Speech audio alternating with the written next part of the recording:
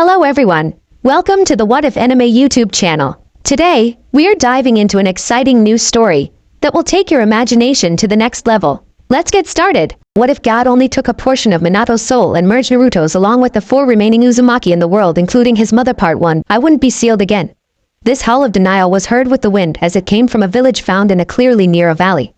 It was like any wooden village except it had phone poles and cables that are attached to them and the houses. It was known as Kanahigakure, or the village hidden behind the leaf, and it had been the strongest village in the elemental continent for generations. Outside the village, there was a giant fox with 9 tails swirling around while damaging the mountains nearby like there were sand piles. It was named the Kyubi, or 9 tails, by the people who speak of it in the legends they written to fear and hate, this being of energy kept together by a conscience that took the form of a kitsune, or a fox spirit with 9 tails. At this huge fox's feet were 3 humans, 2 adults, and 1 infant. The male adult seemed to be doing something to the Kyubi that was bounded by chains that seemed to originate from the woman with red hair. The man was weaved his hands special seals for something. As for their identity, they were Minato Namake's the 4th Hokage, aka the Yellow Flash, his wife Kushina Uzumaki of the famous Uzumaki clan, and their newly born son Naruto Uzumaki Namake's. They were all hoping that if they can keep the Kyubi sealed in Kushina during childbirth, and yes, the redhead was the second Jinchuriki, or living container of the Kyubi, that things will be smooth until they had an intruder, a masked man, who killed off the witnesses nearby, blackmailed Minato into abandoning his wife to save his son, who was about to kill since his blanket was infused with explosives to be set off as soon as the man left God of Naruto. Minato managed to defeat the masked man and save his wife so they can perform the resealing. Now he yelled, "Shiki Fujin." After that, a celestial woman appeared with a white cloak that hid in her body, excluding her head and hands. Her hair was as white as the full moon and spiky, and her skin was tree root brown. All in all, she was dangerously beautiful as the Shinigami, and only Minato was able to see her. Since he didn't want to believe himself from blushing at another woman with his wife around, Minato tried to divert his gaze from her and get onto the ceiling when he heard giggling. "Am I that ugly that you don't want to see my face?" That voice seemed to be out of this world to Minato's ears, but he kept his cool. "No, Shinigami-sama. You are very beautiful, but I can't bring myself from cheating on my wife while she is around, so I am trying to be a good boy as I can." Minato sounded both like a gentleman and yet a child at the same time, which made the Shinigami giggle even more. "Now that is a good boy. Now, I have something to propose," she said, and Minato lost his nervousness and replaced it with curiosity. "I can spare your soul if you would just let me copy the part with the knowledge on your 2 inventions, the Rasengan and the Hiraishin. They are both your son's inheritance once he comes to the age, aren't them?" Minato was thinking about the whole deal and he couldn't feel anything to argue with about it, so he said, "All right. Just tell me that I can meet my son once the deal is fulfilled, okay?" Minato said gently, and the Shinigami nodded, yet Minato didn't notice it. "Very well, and now the rest of the deal I didn't tell you," the Shinigami replied, and Minato suddenly got a bad feeling about this if the Shinigami waited until his response to the first half of the deal to reveal the rest of it. "I would have to seal the soul of your wife into your son's." "What? But why, Shinigami-sama?" Minato was beside himself, and he didn't know what to do now. "Rest assured, I am not going to kill her, but I actually favor her clan. The problem is that the remaining members are so scattered, there is no hope of another Uzumaki clan, so I am going to seal their souls into your sons so they can guide him to rebuild his clan again," the Shinigami explained. "That is how much I trust your son from now and in the future." "So, will Kushina-chan be able to be Naruto-kun's mother?" She had dreamed of being a mother.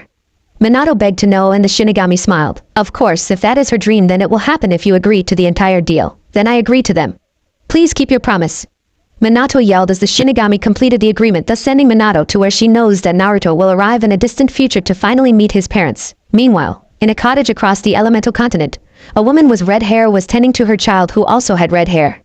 Then, she felt a cold and eerie presence within the same room as her. The woman turned to see the death goddess herself. "Shinigami, Shinigami-sama, what do I own this honor?" The woman knew enough not to show disrespect around a being that can end your life before your first nasty word at her can be completed. "I have come for you and your youngest daughter, Karen, 1. Shinigami gave her answer, and her host flinched at it. "But why? Did she offend you in any way?" Karen was shocked at the request and wondered what the reason was for presenting it. "She has not, but as a being of death, I see death as well, and I saw that you and your youngest child will be attacked and killed. I want to help your oldest, who is going to be the only survivor, stay with her distant family of the Uzumaki clan." Shinigami brought the sad news that brought about the request. She always was able to know where everyone was and always say that she has been feeling fuzzy things. Then, she would always have other bite her and their wounds will always be healed. Is that the reason? For her abilities? Karen brought up something else about her daughter that someone else should know, since the secret was going to die with her otherwise. "I can't promise her to live, but I will promise that she will always be with her family and see that the hope of her clan grow to fulfill his many purposes," Shinigami said, and the woman finally brought herself down. "All right, I will tell Karen to go out into the woods where only we know how to move about. You can find her on the edge of the forest just outside the house. Okay? Karen said as gently as possible and not to offend the death goddess in any way. Understood, and I am sorry. The Shinigami disappeared, thus leaving the woman with red hair with one last thing to say to her daughter. Karen, can you come down here?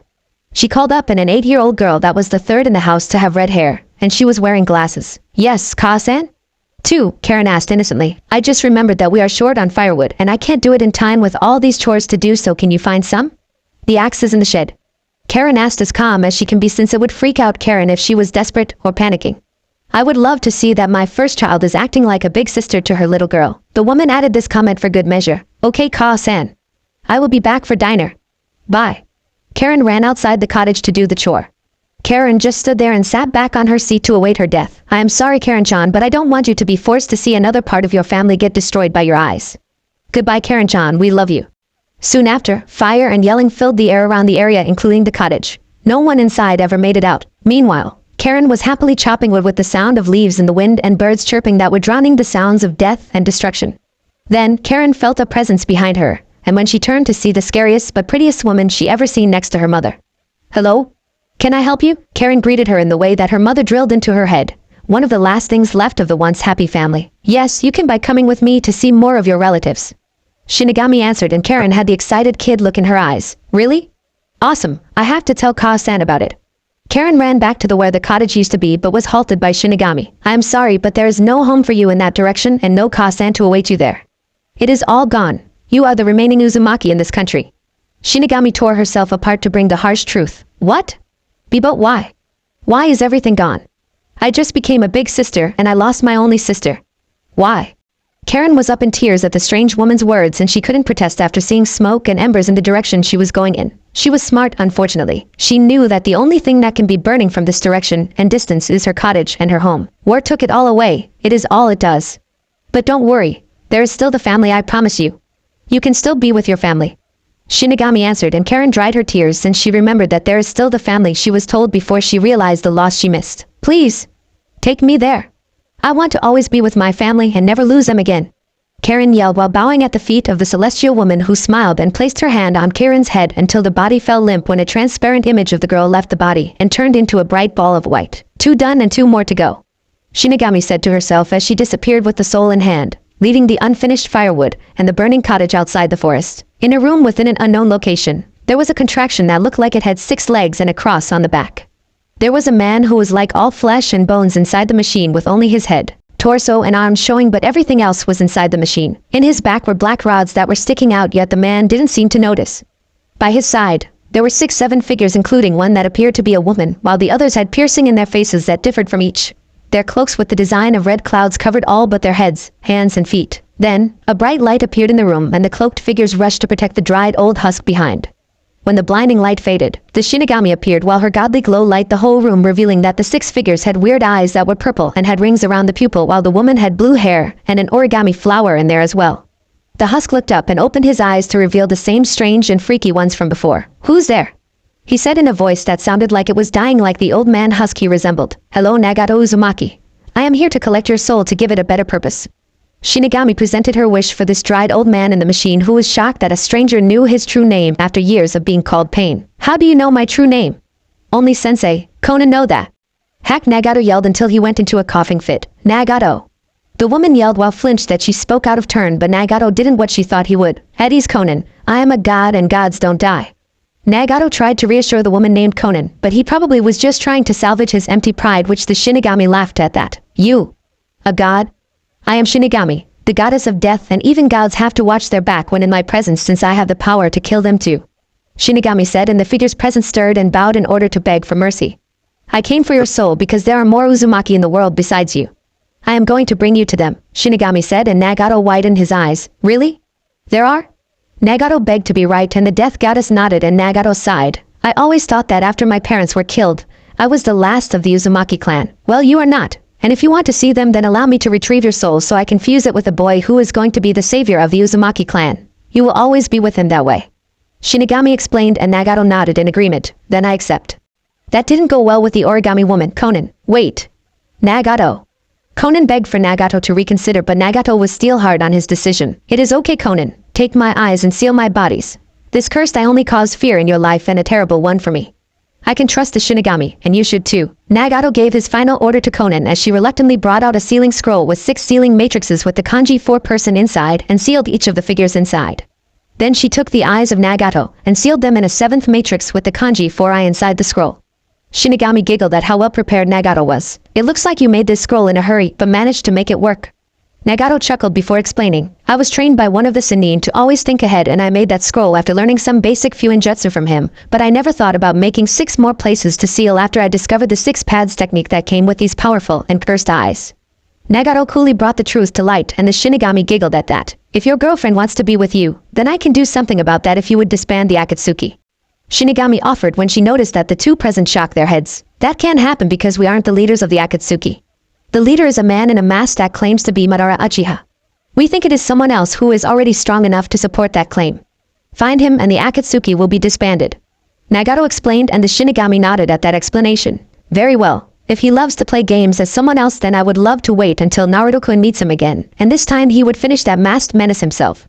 Shinigami brought about her plan and the 2 were wearing of it but they were powerless to protest against the death goddess. Then, Shinigami touched Nagato's forehead and removed his soul to be transformed into a ball of bright white light.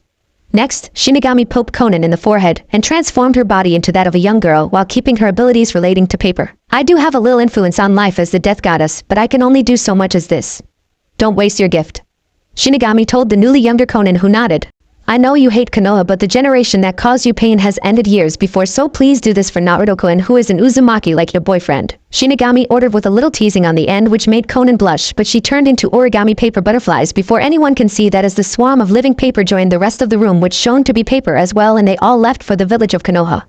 Just 1 soul left before I complete the whole deal. Shinigami thought as she disappeared from the location where there used to be a giant tree blending in with the rest. Shinigami reached where Naruto was and opened her stomach to release a 4th soul and she revealed the last 2 she collected outside the village.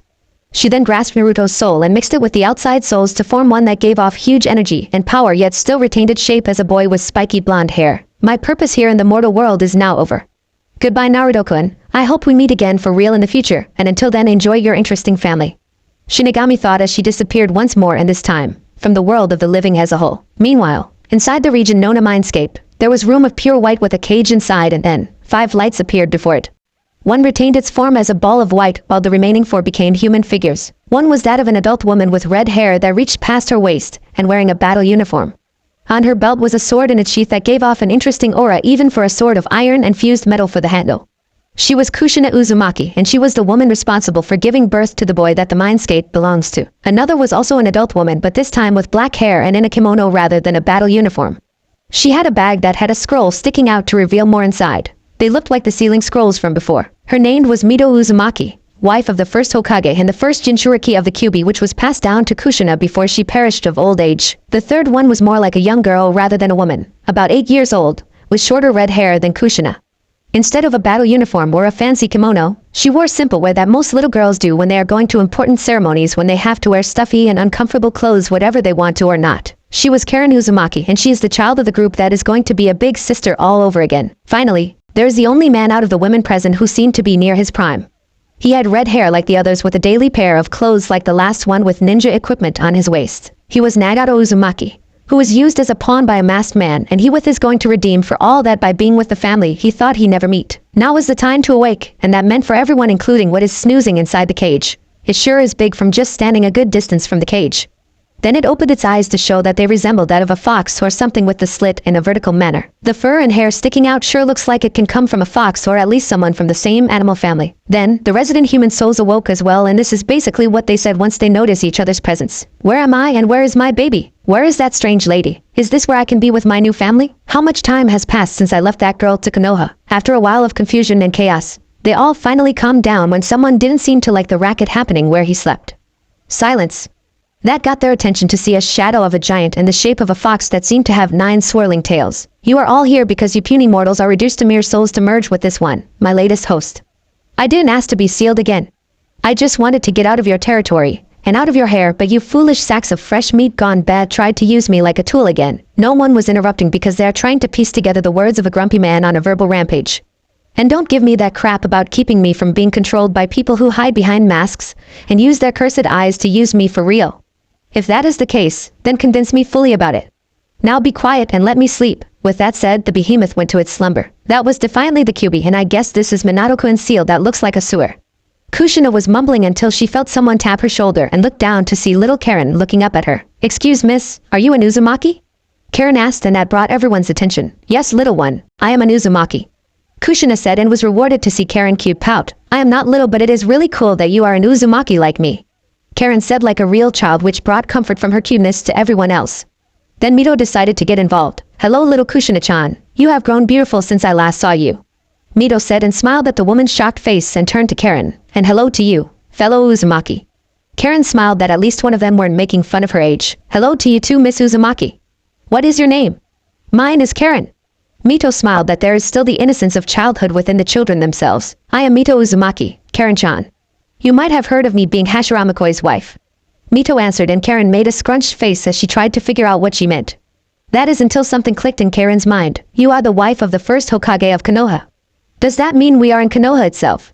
Karen yelled in her usual childish voice that Mito giggled at. It is true that Hashiramakoi is the first Hokage, but I am afraid this isn't Konoha and any place in the outside world for that matter. Mito answered, and Karen felt a little down since she now wanted to live in the same village one of her ancestors lived in, while the village itself was young. Then Nagato didn't want to be left out any longer and revealed himself. If we are not in the real world, then where are we, and do any of you know this child? Nagato asked, and everyone was wondering what he meant by child since Karen was the only child around until they saw an infant in Nagato's arms. Kushina thought the features on that baby were indeed familiar. I came across him not far from where we are while you ladies were having your woman talk. Does the name on the blanket sound familiar? Naruto Uzumaki Namikaze? That was it for Kushina. She took the infant from Nagato's arms and cried while clutching it. Naruto! I thought I will never see you again. Kushina was so into her tears and keeping her son close to her that she didn't notice the others looking down on her while being left out on the details. Excuse Kushina-san. Karen approached the tear-stricken mother and got her attention. That boy is cute. Can I hold him? Please? Karen even tried to use puppy eyes that only half of the women in the world can resist, while men have no hope of doing so. Kushina never bothered since it wouldn't be a good thing to do, since she finally found relatives who say they all are Uzumaki. Of course, he deserves to be with his new family as much as I do. Kushina gave Naruto to Karen, who cooed at how cute it was with that sun-blonde hair and whisker marks that seemed to be real. But the cute moment was interrupted by a voice that was very familiar. Greetings, Uzumaki survivors. I have brought you here, inside the child's mindscape, because he will need all the help he can get on his own if he was going to recreate the Uzumaki clan by himself. This way, you can always be there when this child needs the comfort of family in times of self-doubt, or when he is afraid. I trust him to place the fate of the Uzumaki clan on his shoulders, and I need your help to see that he succeeds. Good luck. As soon as that message was heard, the Uzumaki members looked at each other and nodded. They now knew why they were here and what to do as Naruto grows up. They then intended to grant the boy their respected gifts, but a better time than now. Soon, the mindscape was on the verge of breaking down, and the Uzumaki souls returned Naruto his original location so he can wake up in the real world. Once he gets there, the burdens and troubles are about to begin for young Naruto, but also friendship among the way. In Konoha, within the Hokage Tower, Hiruzen Sarutobi, who used to be in retirement, is now back in the Hokage seat and wearing the clothes again.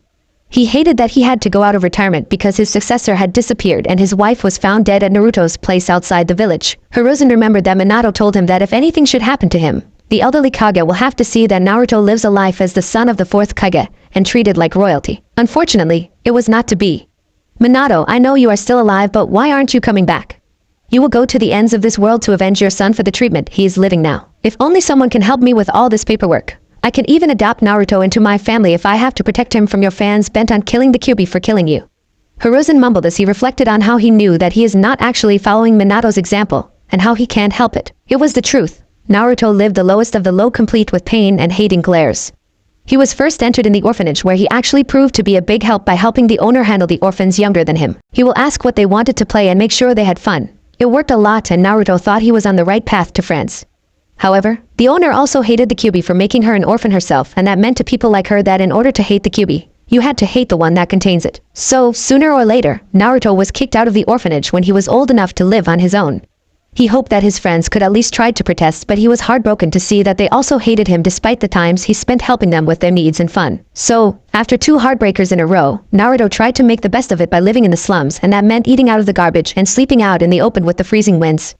That was also when things got worse. While Naruto can tolerate the hateful glares and muttering bad things about him, but pretty soon, the civilians seem have become bolder or crazier to rally mobs to kill him. So, Naruto gained his own skills in speed and endurance from running from mobs that never give up, while he acquired the power to move about quiet and unnoticed even though he was standing out like a sore thumb. It was true that he did, since he was also banned from clothes stores, since the owners also hated him for the QB and would only sell him a hideously orange jumpsuit, hoping it would always make him seen by mobs. Naruto loved orange for a reason even he couldn't figure out, but he hated the jumpsuit and wished to wear something better since he couldn't get any friends without running away from it. This went on for a year since he left the orphanage at 3, since the owner could seem tolerate Naruto's presence there any longer that age.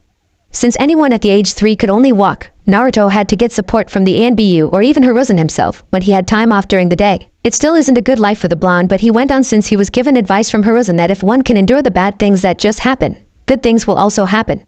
That is about to happen, just not in a way that anyone could ever imagine. I am telling you. I don't know what you are talking about. I was just trying to get something for my lunch. A boy who is wearing an orange jumpsuit is running for life, and for the 1000th time in his whole life. Who cares about that? You killed my fiancé, and you are going to pay for that. One of the mob members yelled in response. Yeah.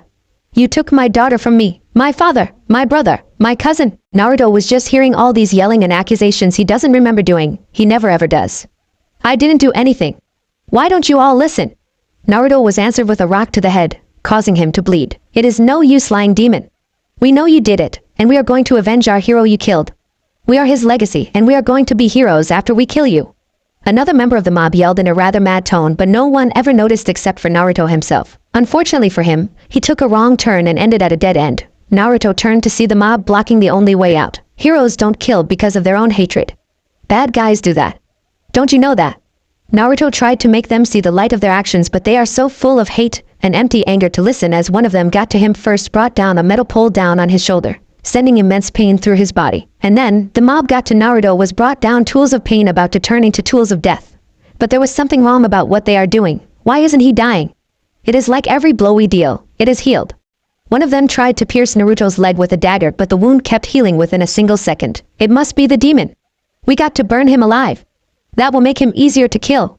Another one of them proclaimed while carrying a torch, but before he could use it, the whole mob heard 2 words that were they are out of this world. Shimura Tensei, almighty push. The mob felt like the air itself was rejecting them as they were flung into walls and onto the streets, rather hard to break some bones and snap some necks. Only a half of the entire mob was left alive, and they were still prescient on killing Naruto. The blonde himself was wondering how he did that, and then noticed the wound on his head was not bleeding anymore, just wet with blood on top of a closed wound. What is going on? I am not hurt? Wait, what are these fuzzy things that I am feeling? They are making me have goosebumps. Oh. Naruto was interrupted from his pondering when he felt the need to move to his left, and a good thing he did, because he narrowly dodged an explosive note and moved before it went off. But then he felt these fuzzy things again and saw the mob people charging at him, despite some with serious wounds. In a panic, he felt something else and called on it. Then, chains emerged from his back and both bounded and pierced the armed civilians, ejecting them to the walls of the alley once again, and this time, they either fell unconscious or dead. Okay, this is definitely freaking me out. But who threw that note that went bang? Naruto was a mess as he tried to look to see who tried to blow him up when he felt a fuzzy thing again and moved to avoid a direct assault from a falling person. I knew you were a demon. How could you kill all these innocent people? The person revealed to be a shinobi by the headband with a leaf symbol on a metal plate. Innocent. They attacked me first and tried to kill me. I was trying to lose them to prevent something like this to them. Naruto tried to reason with what he just heard, but that guy was not in the mood to listen to him. Then the shinobi grabbed him by the neck and slammed him into the wall behind him. Shut up. I am hearing garbage, and only demons speak garbage. You can't deny what you really are. Die. The mad ninja tried to thrust a kunai through Naruto's chest when the blonde felt something nagging at the back of his head and allowed to take over. When that happened, Naruto disappeared and reappeared on the opposite wall of the ally in a streak of yellow. You demon! You stole the jutsu of the 4th Hokage. You will die for your crimes to me. The shinobi moved for the kill this time, but before he could, another shinobi intercepted him and pushed a real kunai through his skull. He was dead like the other mad people trying to kill Naruto, but paid the price for it. Naruto was starting to lose conscious as he felt exhausted for some reason, but the last thing he saw were shapes and shadows that resembled people, and one of them was smaller than the rest, and he yelled for his name before the sounds became too muffled to make out. Finally, darkness settled in and blocked out anything else, including sound. What happened was that Hiruzen saw that Naruto was attacked once again and deployed his ANBU to stop them when they all felt something else about this encounter. Like something was sleeping and now was awakened. They hoped it wasn't the Kyuubi breaking out of the seals, so the Hokage tagged along. When they arrived, they wasted no time to stop a fellow shinobi who was recognized as one of the few that lost a family member or two when the Kyuubi attacked 4 years ago. Then, they saw that they're dead civilians with weapons in their hands, but Naruto's blood was there too. Hiruzen ordered the ANBU to clean up the bodies and check Naruto himself. The verdict was that the blonde was only suffering chakra exhaustion, and after a good night rest, he should be fine. The only thing puzzling was how half the bodies were reported to have been thrown backward with enough force to break their bones and snap their necks. Other than that, the other half had wounds like they were pierced by arrows, but not a single one was found or even other evidence to support that theory. Everyone just pushed it out of the way for later and left to bring Naruto to the hospital and the blonde's private room in that building. Meanwhile, Naruto was wondering why the floor seemed wet and he was in an alley that hadn't had any rain in a week. Also, the room appeared to resemble a sewer, but Naruto was even near a manhole in the alley. Then where am I and how did I get here? The last thing I remember was everything going dark when I got all tried. I couldn't even keep awake. Naruto muttered to himself until the wind met him by the ear. There Naruto heard low snoring and the voices of people. Maybe there is someone who knows about this place and how to get me home. Naruto was suddenly excited despite being in a place he never knew existed.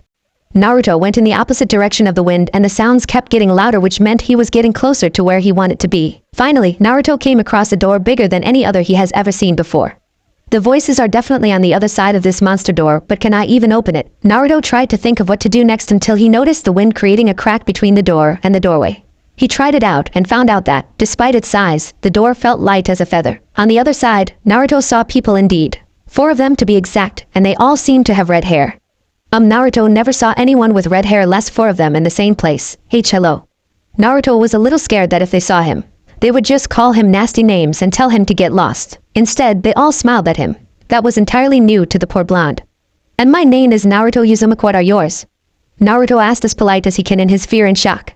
He saw that politeness always gave him less than the half the beating if otherwise, so he tried to remain that from now on. Naruto was wondering what they were doing since he didn't get an answer, but the youngest one of them, a girl that looked like 12, went up to him and pushed him into an embrace. You are my little brother? You are so polite and cute, the girl yelled at the top of her voice. Now, Naruto had this happen before with the kids at the orphanage before he was kicked out and forgotten, so he went a whole year without another hug. Thank you, what is your name? Naruto said while still drowning in shock and now confusion to how the girl who was 3 times his age called him her younger brother. My name is Karen Uzumaki. The young Karen introduced herself and Naruto widened his eyes that someone else had his last name as well. Your last name is Uzumaki like mine. Does that mean you are family? Naruto asked excitedly, yet at the same time, he begged for the answer to be yes. Of course. Wasn't it that obvious? Karen put it bluntly and saw that Naruto looked down. I did until people started laughing and said no, then they tried to kill me. Naruto muttered, yet everyone else still heard it, and Karen hugged him while chanting I am sorry over and over. Then, Naruto felt another pair of arms around his body and looked up to see an adult woman this time. My poor baby. The woman yelled like a drama queen, in which Naruto felt a little peeved at the baby part. I am not a baby. But why did you call me yours?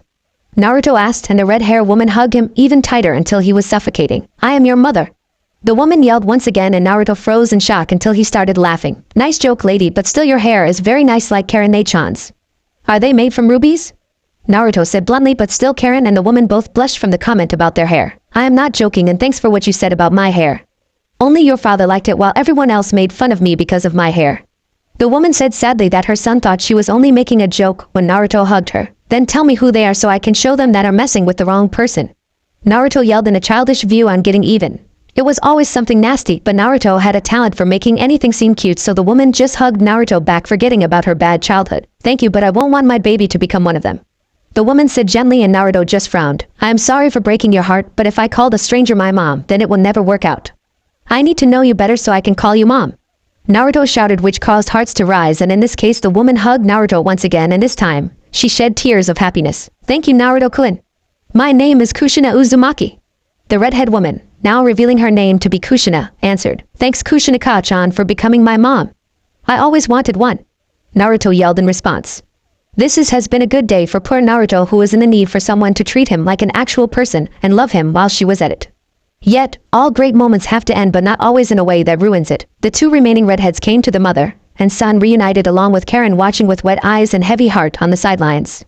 Hello, we would like to get involved too. Naruto turned and looked sheepish as he turned to face them fully. Sorry about that. My name is Naruto, what are yours? Why, that is very cute of you to ask that politely.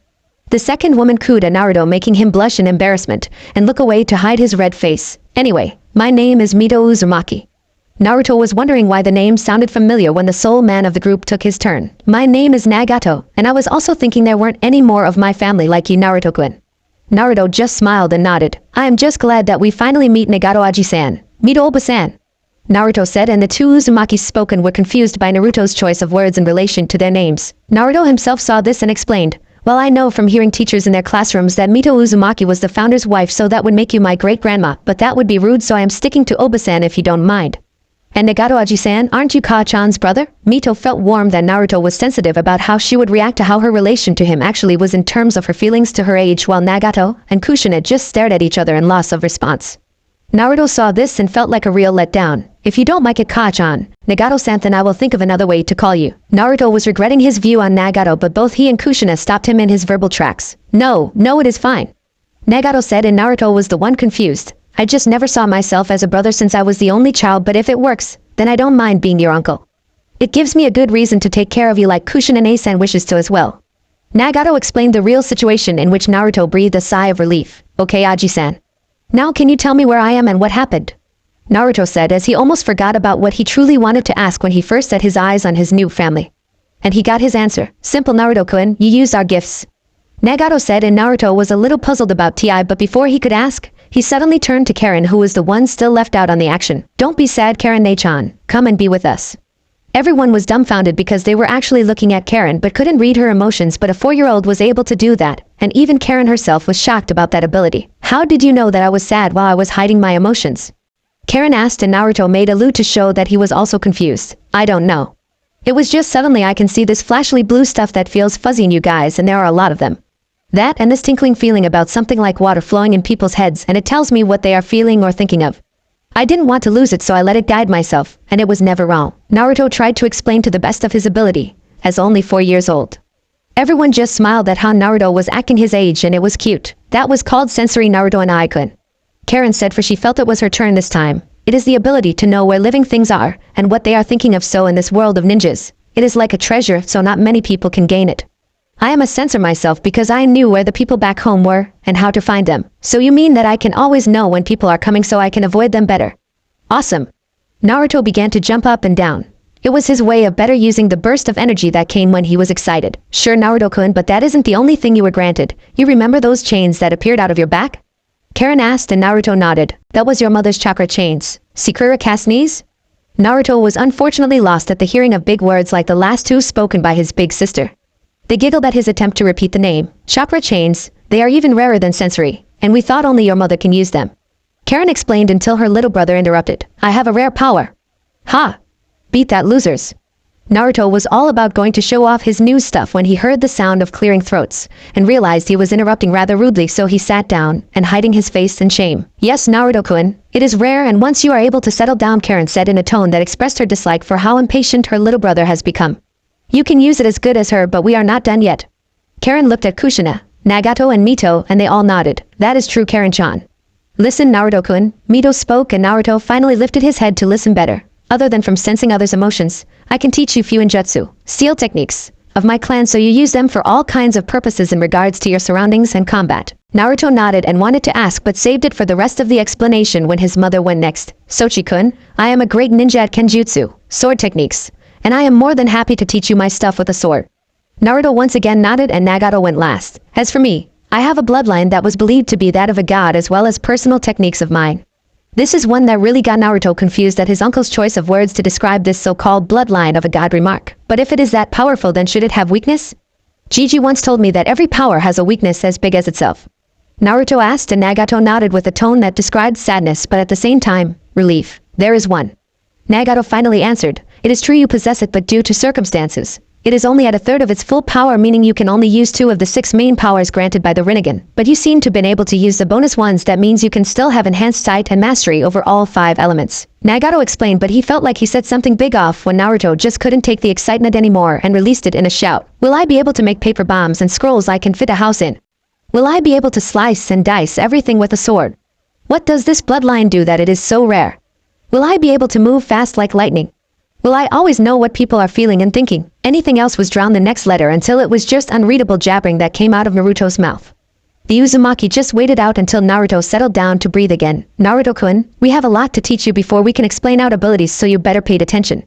Kushina said in a strict tone that got her son rubbing his head sheepishly, and he just sat down and stayed there. He then learned that there was a difference in time in relation to the time that passes outside. Naruto then was taught proper words and learned more manners on how to treat others, including women.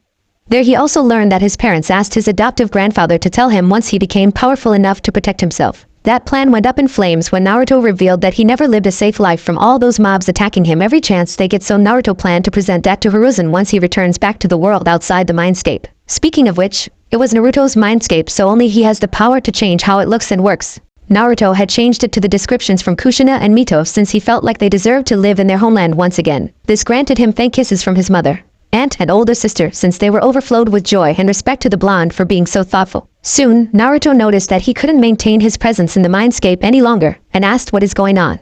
He was answered with, "You are in the mindscape because you are asleep, and if you are about to wake up, you can't longer stay here until you fall asleep again. We will be waiting until then."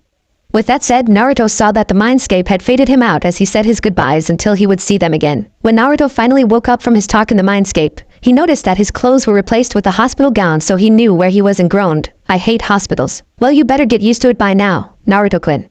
A voice appeared and Naruto knew it.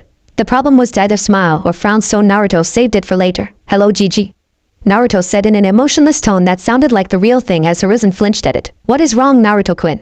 Hiruzen said he never saw the boy he saw as a grandson act like that. "Spare me the questions, Gigi. I will be one asking them," Naruto said to get his point across, and the Hokage nodded. "First is why you lie." "I beg your pardon. Why did you lie about my heritage and my family line?" Naruto repeated to be more specific. Hiruzen was at a loss on how to answer. "Well, I thought that if I can wait until you are strong enough to protect yourself, you will learn about your parents and the enemies they made in their lifetimes." Naruto surprised him by laughing. "Thanks, Gigi. I needed that, and about your enemies." Naruto paused and Hiruzen was wondering where the blonde was going to. "I have plenty already. Here in the village." "What? You heard me, Gigi. I have been on the run and I have been hunted down by the people you can't even touch, so why worry about gaining more enemies? It wouldn't make a difference in any way once I do learn about it," Naruto explained, and Hiruzen could argue about it. "Besides, you have got to trust me if my father asked you to protect me." Hiruzen was confused on that. "But I do trust you, Naruto-kun. Then why did you keep it all a secret from me? I could have learned that and kept it a secret to help you and your little paranoia." Naruto was definitely not talking like a 4-year-old, but that is because he expanded his vocabulary in the mindscape just before he woke up. "You're right, Naruto-kun." Hiruzen finally gave in to Naruto's accusations that are as hard as steel. "And I am going to give you the power to become the ninja you always dreamed of being." "Really?" Naruto converted to a carefree and energetic personality that best fitted a 4-year-old again, and instead of feeling awkward, Hiruzen smiled to see the child and his grandson once again. "Thanks, Gigi. Come on. Let me see them." Naruto began to bounce round the room as he was too full of energy to keep still, and Hiruzen finally got a hold on him. "First, we need to get you some clothes," Hiruzen said, and Naruto began to be sad again. "But the stores will never sell me anything but that stupid jumpsuit that helps the mobs in finding me," Naruto said in a pout until Hiruzen laughed. "Naruto-kun, I may be old, but I have not lost my touch yet, and that is why I am going to help you get a new wardrobe or a collection of clothes," Hiruzen explained, and got his response in a once again excited Naruto hugging him in the chest. "Thank you." Naruto bounced around again, and Hiruzen placed his hands in a seal which caused them both to disappear from the hospital room. Soon after, Naruto was back in the Hokage Tower wearing a black jacket, an orange shirt with red streaks, shinobi sandals, blue fingerless gloves and black pants that reached down to his feet. "Now that problem is solved. I have my present for you ready to be given," Hiruzen said when he dove behind the desk and brought out some scrolls. "These are scrolls on how properly awaken chakra, how to improve chakra control, some personal techniques of mine, and finally a sword that your mother gave me before she died." "Thanks, Gigi," Naruto said when he grasped the scrolls and took some time to gain his balance back from how heavy they were, to which Hiruzen smirked at. "I will do my best to use these and become the best ninja ever." Naruto then raced out of the office to a nearby training ground to try out his gifts from his family and adoptive grandfather. Hiruzen couldn't help but forget about his work and just stand to look out on the village. "Maybe I let my love for my family to make me senile as well as old. Well, I'd better follow Naruto-kun's example and prove everyone wrong." Hiruzen felt like he was a kid all over again with all that excitement and energy to fuel it. It has been 5 years since that incident in the alleyway in which the Hokage labeled it as an act of treachery when one of the shinobi shown his colors to try and kill Naruto by also endangering the civilians that were holding him down. And speaking of the blonde, his life had changed even for the smallest amount. Naruto finally was able to gain an actual training routine from those ninja scrolls he got as a present from the Hokage. He had successfully awakened his chakra for real, so he can properly control it, and with the scrolls on chakra control, Naruto was able to freely manipulate his chakra, to which he can turn his now complete Rinnegan on and off. This also aided his skill in his chakra chains as well as his few ninjutsu skills that he learned from his mother and ancestor respectively. They both call him good enough to be an expert, which meant that the title of master would be his in only a couple more years. Other than that, he has been training how to use kenjutsu from his mother by practicing with sticks and poles. He hoped to earn. Now, Naruto was walking down the streets with a happy smile on his face. He just finally finished an advanced form of kenjutsu just a few minutes ago. He felt like rewarding his efforts by going to his favorite restaurant, Ichiraku Ramen Shop. It was run by a friendly and an actual smart man named Tucci and his equally pretty daughter, Ayam. They never treated Naruto like the civilians who hated the QB did to him. Someone is in a good mood, and I think I know what. That voice that only Naruto can hear had the attitude of a mother, and it is. After Naruto learned that his family members were now part of his own soul and can be seen within his mindscape, he was able to hear them when no one else can. This was because he is a Jinchuriki, and he learned that fact from his mother and aunt, who had become Jinchuriki as well as the fact that another thing that active Jinchuriki share is that they can enter a world that only them and the Biju that are trapped in their seals can enter. Of course I am happy, Kachan. I finally got down another level of cool kenjutsu along with all those awesome techniques to use because of it. Naruto still retained his love for learning things that are cool and awesome, but not one of his fellow Uzumaki relatives cared, because it is always refreshing and heartwarming to see the innocence and carefree attitude of when people are young. I just remembered that today is when I agreed to get on a date with Hinata-chan, and Konane-chan said she wanted on the fun as well too. This day is going to be great and fun. Naruto was now covered in a glow that only the stun rivaled, and his tenants just shook their heads, yet no one noticed that. Not even Naruto himself. Why did I ever ask? Kushina mumbled from within her own son's mindscape, but everyone else saw the smile on her face. At least he has a friend and a beautiful girl to love. Jinchuriki cannot exist without either of them. That is true, and I never get tired of remembering how it all happened. Nagato said as he reflected on how much his new nephew had received in comparison to his life before meeting him in person for the first time. Everyone else nodded and joined Nagato. Flashback begins. Phew, that was real training. I am glad I can finally do it. Naruto muttered to himself, as he crawled himself onto a rock.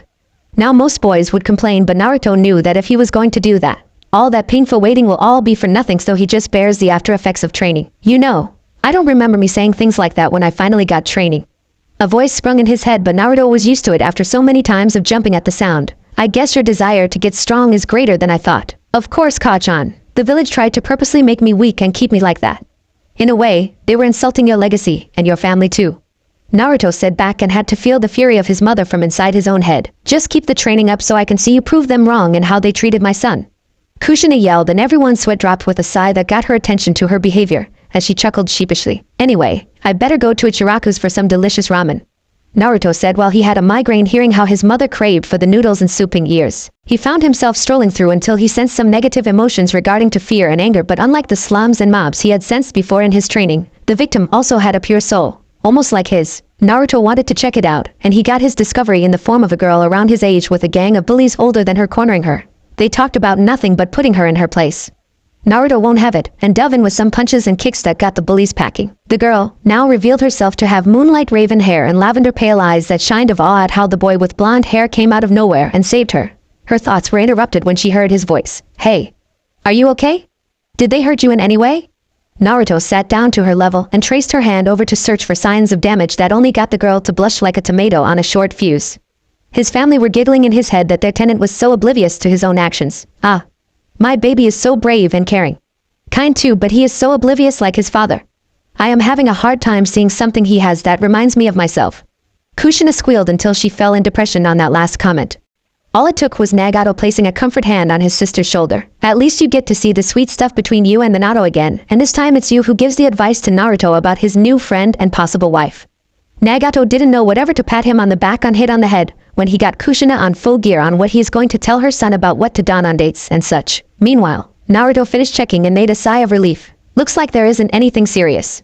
I am really glad you are okay, Naruto said when he made his irresistible smile that successfully got the girl almost as red as the blood that is racing to her head, heart, and face. Thank you? And my name is Hinata. Hinata finally spoke and got Naruto all concerned again. Pretty name, mine is Naruto. The blonde answered, and he just added a lot of points in a game he never noticed he is playing in. Are you shaken up? You are having a hard time talking, Naruto asked, but Hinata would just daydream about her new crush and his concerning nature, so the blonde changed the subject to save face, and I mean both ways. Are you hungry? I was going to get some lunch, but I have enough money for two.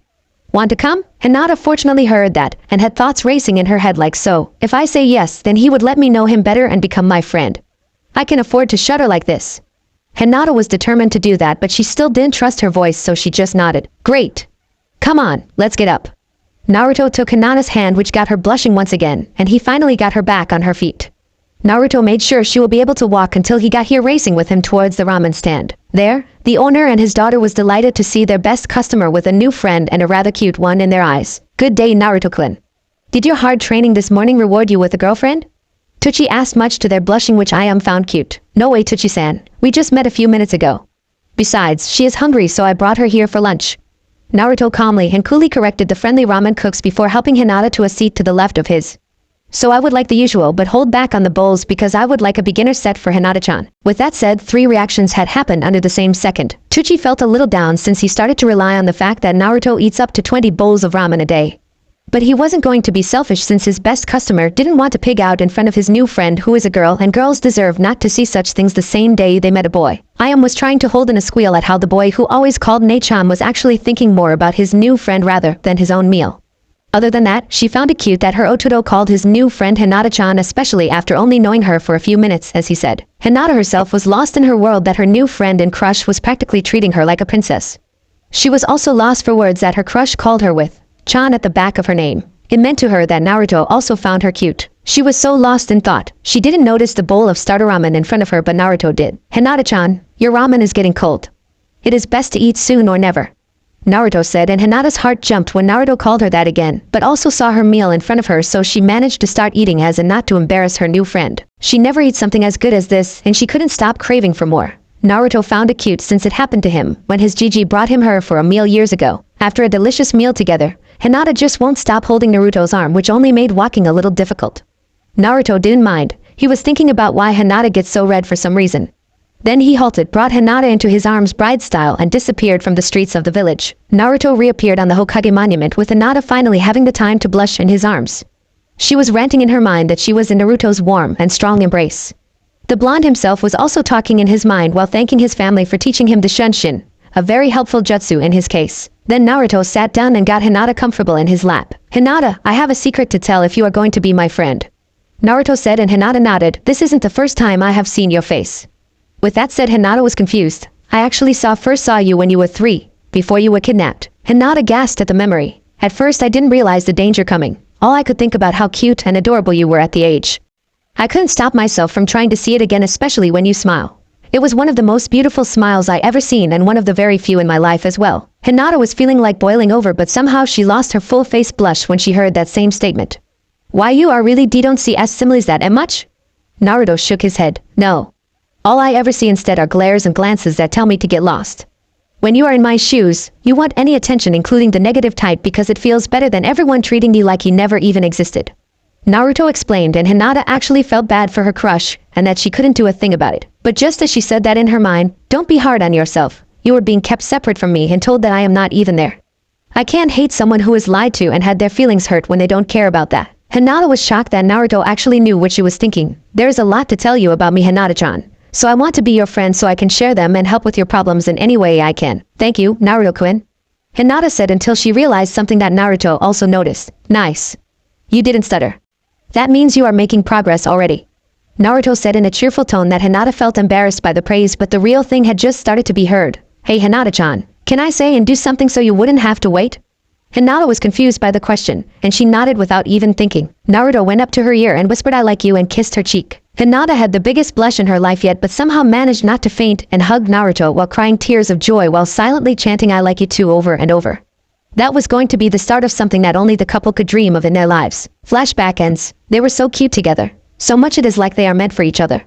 Kushina cooed as her grandmother and Karen both joined in on the blushing and saying how cute it was, while Nagato just stood from the sidelines and placed his hands on his hips on how carried away are with Uzumaki women. Yeah, but don't forget about what Konan-chan did to my nephew, that really helped the both of us out. Nagato remarked, and since they all still had time before arriving at the ramen stand to have one last flashback. Flashback begins. It was 2 years after Naruto started to practice his family gifts, and is now at his own training ground trying out his Rinnegan powers. He found out that his Deva path allowed him to manipulate gravity by attraction and repel of his targets, while his animal path allowed his to form many contracts with summoning animals, and control them with his eyes by attaching black rods that he also discovered he could create. They act like chakra receivers, so Naruto can control anything living with these rods inserted. Shinra Tensei.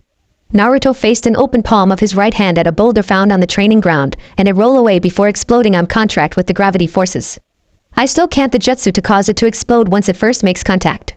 Naruto muttered as he sat down to take a break when he heard the voice of his uncle call out to him. Be patient, Naruto-kun. It took me a good number of years to get it right. Naruto just sighed at the voice of his uncle. Easy for you to say, Aji-san. You had the Rinnegan with you as a whole rather than me who has only a third of that power. Naruto sadly said. He spent a few years on his bloodline that only his girlfriend Hinata knew because the blonde trusted her with such a powerful secret. Will I be stuck with this poor excuse for a bloodline that was used by the father of all ninjutsu forever? Inside the mindscape, Nagato was also troubled to answer but felt like it was time to reveal one last secret about his nephew's bloodline that could pretty much change everything about the incomplete version Naruto is forced to wield. No, you don't, because I think it is time to tell you another fact about your Rinnegan, Nagato said, and he could see that Naruto was listening. Outside, Naruto looked like he was spacing out, and instead he was listening to what he had to do. And Naruto thought of a way for it to work. He got up to find Hinata to tell her to come to his apartment despite the state it was in. After inviting her in and asking her to sit at a table, he went to a window to wiggle his fingers until they were caught on something. Is there something wrong, Naruto-kun? Hinata finally managed to stop stuttering, but that was only half of the problem solved, that she was still unconfident in her sentences, so they are often found of stops and holes. Yes, Hinata-chan, we have an additional audience waiting for the right time to say hello after being a stalker since day one. Naruto answered in a confusing way of talking until everything became clear. A girl who seemed to be in her teens appeared in the room while trying to keep her hair in place. It seemed that Naruto was playing with it until she couldn't take it anymore and lifted her cover. After finally getting somewhere, she stood up to reveal her hair to be ocean blue with an origami flower attached in a bun on her right, and wearing clothes that appeared to have white clouds in the black surroundings. You were spying on us. What do you want with Naruto-kun? Hinata was so angry, she actually forgot about her nervousness even around her boyfriend. Yes, they actually made a relationship, but I couldn't find a better place to say this rather than here. She would have gone on when Naruto raised his hand sternly but also gently to silence her. Easy, Hinata-chan. I am sure she had a good reason to keep an eye on me. I remember how I would notice that those who attack me got off easy will never touch a newspaper or even be near one without screaming his head off and running away. Then I also noticed that whenever I get cornered in alley, anything made of paper will always disappear or be drenched in blood. Naruto explained while glancing at the woman the whole time, who was a little flushed that she can be a little messy with her work. Sorry about my previous behavior. A lot of people have tried to steal my boyfriend away or just simply kill him. I was foolish to act on instinct. Hinata apologized while trying not to stutter since it will otherwise shatter any real determination behind those words. The woman waved it off. No, I was the foolish one to keep up the spying and stalking when I should have met your boyfriend face to face. The woman corrected Hinata, who nodded. My name is Conan and I have a legacy I was tasked in giving to your boyfriend the same day he was born. My name is Hinata Hyuga. Nice to meet you, Conan-san. The two girls finally managed to clear any confusion between each other.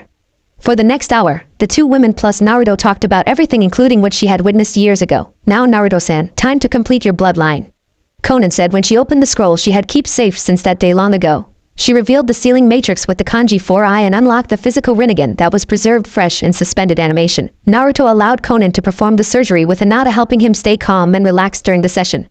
After a few hours of inserting the powerful bloodline and connecting it to Naruto's nervous system so he can move them on his own will, and since he had Nagato's soul within his, he was able to switch between his regular eyes with the Rinnegan with very little difficulty. Congratulations, Naruto-san. You have the rest of your clan legacy with you, and now the rest of your future ahead of you, Conan thought as she witnessed Naruto rejoicing with his equally excited girlfriend.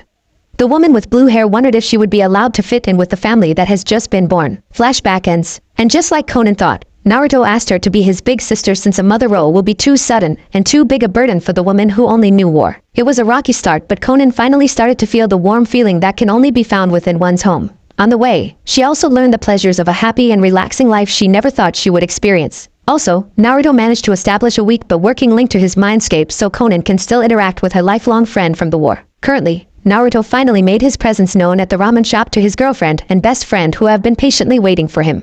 Thanks sticking around. I had to lose 10 mobs that time, Naruto said in a regretful tone for keeping two fair women waiting because of his misfortune with the civilians that also live in the village as him. Hinata just smiled at how she knew that her boyfriend hated to keep her, and any woman for that matter, waiting. Don't worry, Naruto-kun, we haven't been waiting long, Hinata said comfortingly while Naruto placed himself on a stool inside the ramen stand. His expression was still there. I still feel bad that I had the misfortunate to live a life of hiding from my life and being late for dates.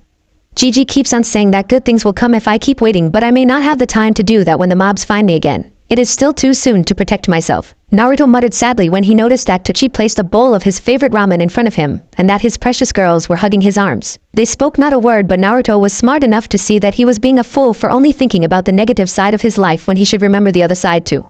It is a hard thing to do, See life as a whole rather than one half or the other. At least he was right, Hinata said, and Naruto looked at her in curiosity. Next week, we are finally allowed to enter the academy, and with good luck, the two of us get to be classmates while Konan-chan gets to become a real ninja to afford our own house that is really a home for all three of us. Hinata answered. She agreed with Naruto that he can live a healthy life or have a family in an apartment that should have been torn down years ago. She also managed to make a close friendship with Naruto's older sister when the blonde finally got the girls to share their time with him, or make theirs equal to the other. Yeah.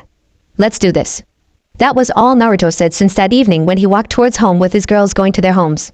That is until they can buy a place that is big enough for all of them in the near future. It is another day in Konoha and everyone went on to their daily chores, but for a certain man and his two precious girls, it was the beginning of something big that could pretty much benefit their lives. Today, Naruto and Hinata get to enter the academy. Now if you think we can find our blonde hero in the slums, but not today. He was up early heading to where he can see his girlfriend without trouble with her clan. The park. Once he arrived, he saw his precious girl sitting on bench waiting patiently for him. Good morning, Hinata-chan. Hope I didn't keep you waiting too long. Of course not, Naruto-kun. I just got here myself. Hinata was doing so much better the longer she hung out with Naruto. All the way to barely blushing at all. Only when Hinata is extremely embarrassed about something. Let's just enjoy this before we start to do some real training to be a shinobi once we enter the academy. Naruto said, and Hinata nodded. Their date went along just fine to their hidden surprise. No one boos at them. No glared at them, and one tried to separate them. It seemed that they have given up on the worthless heiress to the noble Hyuga clan, and they were just waiting for Naruto to kill her in order to prove their fears about him were true. On their date, they went through the entire park and listened to all the animals doing their own business. Birds chirping, chipmunks and squirrels gathering food, and fish swimming the ponds were all to be seen and heard in the park. After the park, they went to their favorite restaurants for lunch, a fancy one that Hinata was afforded with her allowance, as she is still the heiress to her clan and the staff welcomed her for some reason. Naruto explained that he chose the place because the staff didn't hate him. He admitted to have protected them all rapists and thugs that tried to rob them in the alleyways surrounding the back door. After that was to the bakery that had cinnamon buns, which were Hinata's favorite dessert. With full stomachs, they went to where they could see the village in the light from dusk and also tried to count stars on top of the Hokage monument. They stayed that way until close to midnight, when it was time to return home and into their beds. Still sleeping was hard with all the excitement and anticipation for starting the academy. Who knows what great days were going to come and all that amazing stuff about shinobi to learn. Now Naruto wished he didn't speak so soon. He is now bored to death in his classroom with Hinata taking a nap next to him. So far, the academy only taught history of shinobi and the basics in which the clan heirs were taught already, so the civilians had no way of knowing. It was like the academy is focused more on converting civilians into shinobi overnight, or something. It is all account on the civilian council.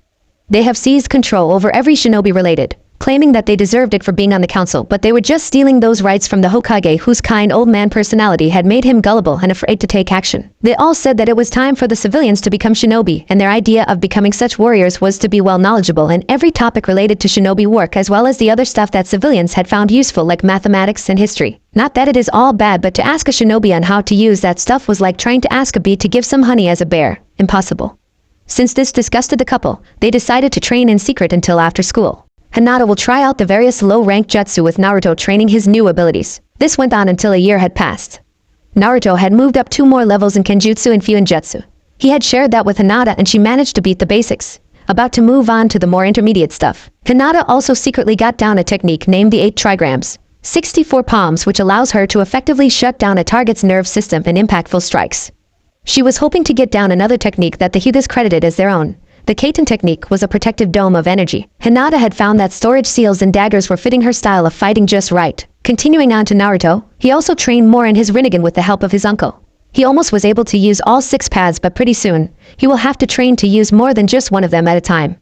Meanwhile, Naruto had finally gotten healing jutsu done as well as his mother's chakra chains. In fact, Naruto had a good idea on how to use these chains for offense. It promised to be deadly and can take opponents by surprise, the only way to bring out the strongest in ninja techniques. Things looked good on the side and also guaranteed that the useless and boring academy days will be over. In its place will be the real shinobi times for real shinobi training.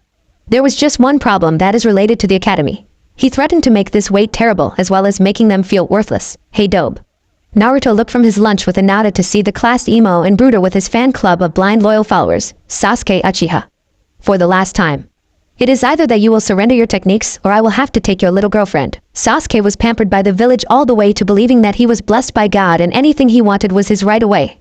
He even had the belief that everyone was alive because he allowed them to, and they just didn't thank him at all for it. Of course, Naruto and the other boys along with Minato were better to believe that garbage, but instead all the girls in the class were heads over heels for Sasuke, all because they were told they would get all the wealth left to Sasuke by his recently deceased clan. And speaking of which, Sasuke just broods either at school or at home.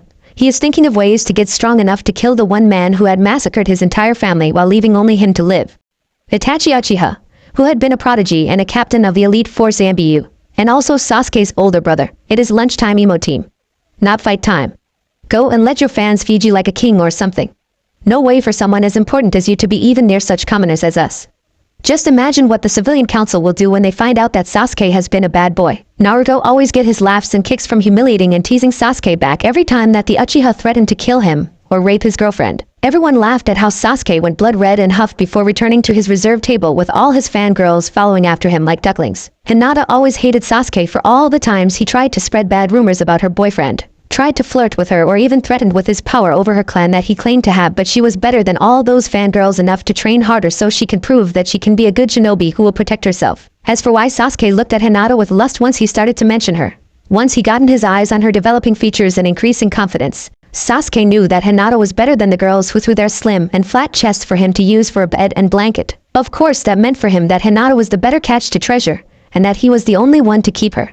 Sasuke won't let it go even after seeing that Naruto had gotten Hinata's heart first. To this day, he wanted to wedge Naruto's love for Hinata in order to get what he wanted, and so far that never worked, as Naruto will always come up with a loophole out of the threatening offers. Then finally came that day, when the Genin exam finals were about to happen, and that will mean for them that the children will be paired off in their teams based on guidelines that made no sense. Things such as pairing the rookie of the year with the best girl in the class dobe in order to encourage healthy rivalry that will bring out the best of them all. Like with the potential trackers all on team while leaving none on the other teams. And like pairing the heirs to 3 clans that were also part of a legendary team altogether. Hinata wanted to be on a team with a heavy hitter that will be Naruto, a tracker that will be her and her Byakugan, and with a healer to back up the team. Dope. You better wish that Hinata will be on my team, because if she doesn't I will make sure that your team will always fail. Leave it to the bully Uchiha to threaten Naruto at something that hasn't even happened yet. It was only proof of Sasuke's lust and how powerful it was. The couple just ignored him and left earlier before he could do anything else, and when Irika Yumino, the homeroom teacher, tried to stop them, Naruto said, "A ninja only waits for their prey and nothing else. We are only going to get some training done as well, Ken, or we will be unprepared. It is what a ninja will do, right?" That was enough to win over Irika, who was also disgusted about the academy as Naruto and Hinata were, but just didn't say a word about it for the sake of keeping his job. The other students followed in suit, as most of them were serious about being shinobi so much that they preferred to flow words that actually mean something in their career. Irika even finished class earlier, hoping to cause the remaining students see that too. Of course that was a chance as slim and thin as a piece of angel hair pasta. Not very good chances, to say the least. Sure enough, there were only some students who were prepared to pass. The others thought that they can rely on luck, or in the fangirls' case their loyalty to Sasuke will allow them to pass. The first one was a written test on all those lectures, and when Naruto got his, the voices in his head came to life. Be careful, Naruto. There is a clear genjutsu on that test. It seems that Mizuki is trying to make you see wrong choices and cannot read the questions right. Nagato pointed out, and Naruto smiled for seemingly no reason to the others. Naruto silently lifted the genjutsu on the test, which allowed him to pass it once he got the results back. It will seem that Mizuki's plan didn't work. And neither did it during the aiming test with kunai and shuriken, where Kushina noticed that Mizuki tried to sabotage Naruto's attempts by stringing the weapons with clear strings to cause them to miss. Naruto had cut them before anyone could notice them, and so he got a perfect score anyways. Now it was time to do the 3 main jutsu of the academy: the Henji no Jutsu, the Kawarimi no Jutsu, and the Bunshin no Jutsu. If they could pass it, they are out of the academy for good. Hinata, Sasuke, and the other heirs got it right, as well as a civilian girl named Sakura Haruno. Naruto and Hinata never trusted her for being so obnoxious and loud. But Naruto surprised everyone by using the Henji no Jutsu to turn into a complete and real-like replica of the Hokage, complete with pipe and smoke. The blonde used the Kawarimi no Jutsu to switch places with Mizuki while in mid-flight for some laughs that topped off with Naruto doing it again from Mizuki's chair, causing the teacher to crash into it. Finally, Naruto used the Bunshin no Jutsu to create 20 clones, as that is the least he could make with so much chakra for such a simple and low-level jutsu. Still, Mizuki wasn't done with Naruto, as when the couple was returning home after qualifying to be genin, he went up to them. "Congratulations, Naruto-kun. You really showed us, but your potential is to be wasted unless you take this test that only the best academy students can actually pull off." Mizuki acted friendly, but he still gave off this vibe of hatred and deceit for the couple to see clearly. Yet Naruto wanted to make something clear, and this test was to be the best way to do it under such short notice. "Be careful, Sochi-kun. There is still a chance that you will be caught, and you can't bring Hinata-chan along because she could get caught instead." Naruto silently sighed at how protective his mother was all the way in his mind, and the worst part was that she was right about that. Fine, Mizuki. I will take it while Hinata-chan goes home. I must do this all by myself. Naruto answered, which made Mizuki nod. This is great. I can kill the brat first while Uchiha-sama gets to have his way with the little traitor of an heiress. Mizuki took Naruto along to say the objectives of the test in private, while Hinata went the long way home on Naruto's secret order.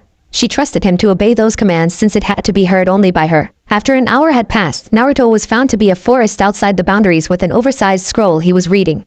He had another scroll nearby where he was fast-pacing while seemingly copying the notes from it. Then Naruto sensed some coming, and he was only able to copy 4 jutsu from the scroll into his own that he managed to hide in his jacket. It turned out to be Irika. There you are, Naruto-kun. I heard from Mizuki that you have stolen the sacred scroll of sealing from the Hokage Tower. Why did you do it? You already proved yourself worthy of becoming genin.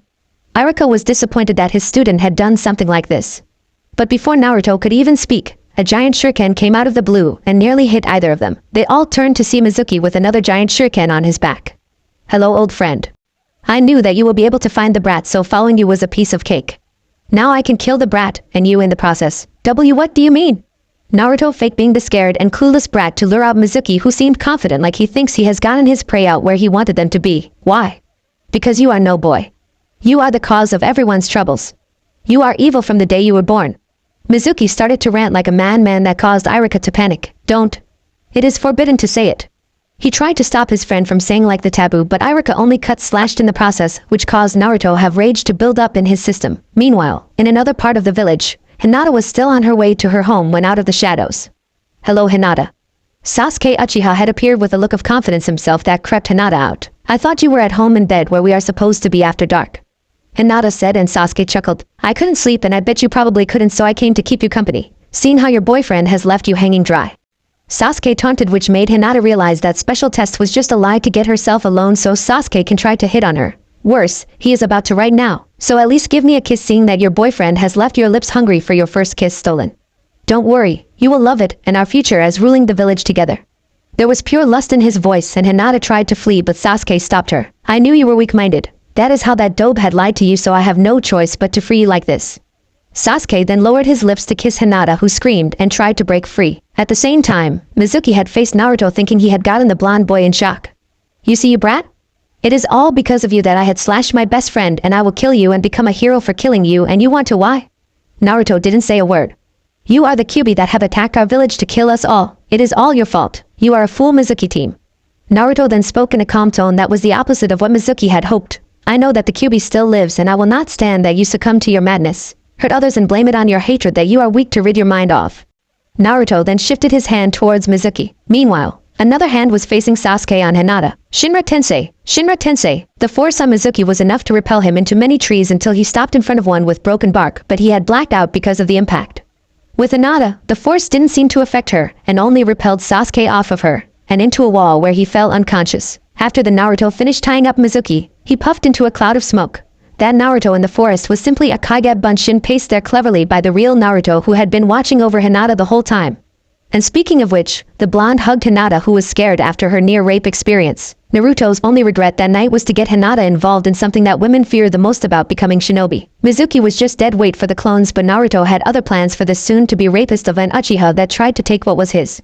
No one tries to steal a fox's food without being bitten in the retreating end. Later, after Mizuki was tied up and left to be found or eaten depending on which will happen first, Naruto was dragging the knocked-out Sasuke to the door of Ino's place.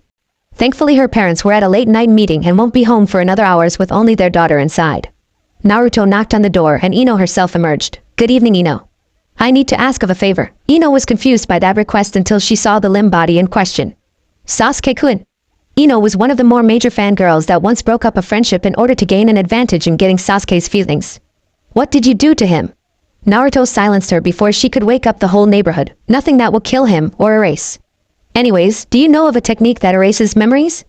Naruto asked the favor, and Ino was now confused again instead of frightened. She nodded. Yeah, the Kininfuku no Jutsu, memory wipe technique. It is one that Dad had shown to me, but not to use it unless for the right purposes. Naruto agreed. Yes, and this is one of them. You see, we all found out that the civilian council had planted false feelings into Sasuke that made him into a rapist who tried to attack Hinata-chan behind my back. Naruto began, and already Ino was starting to see the point.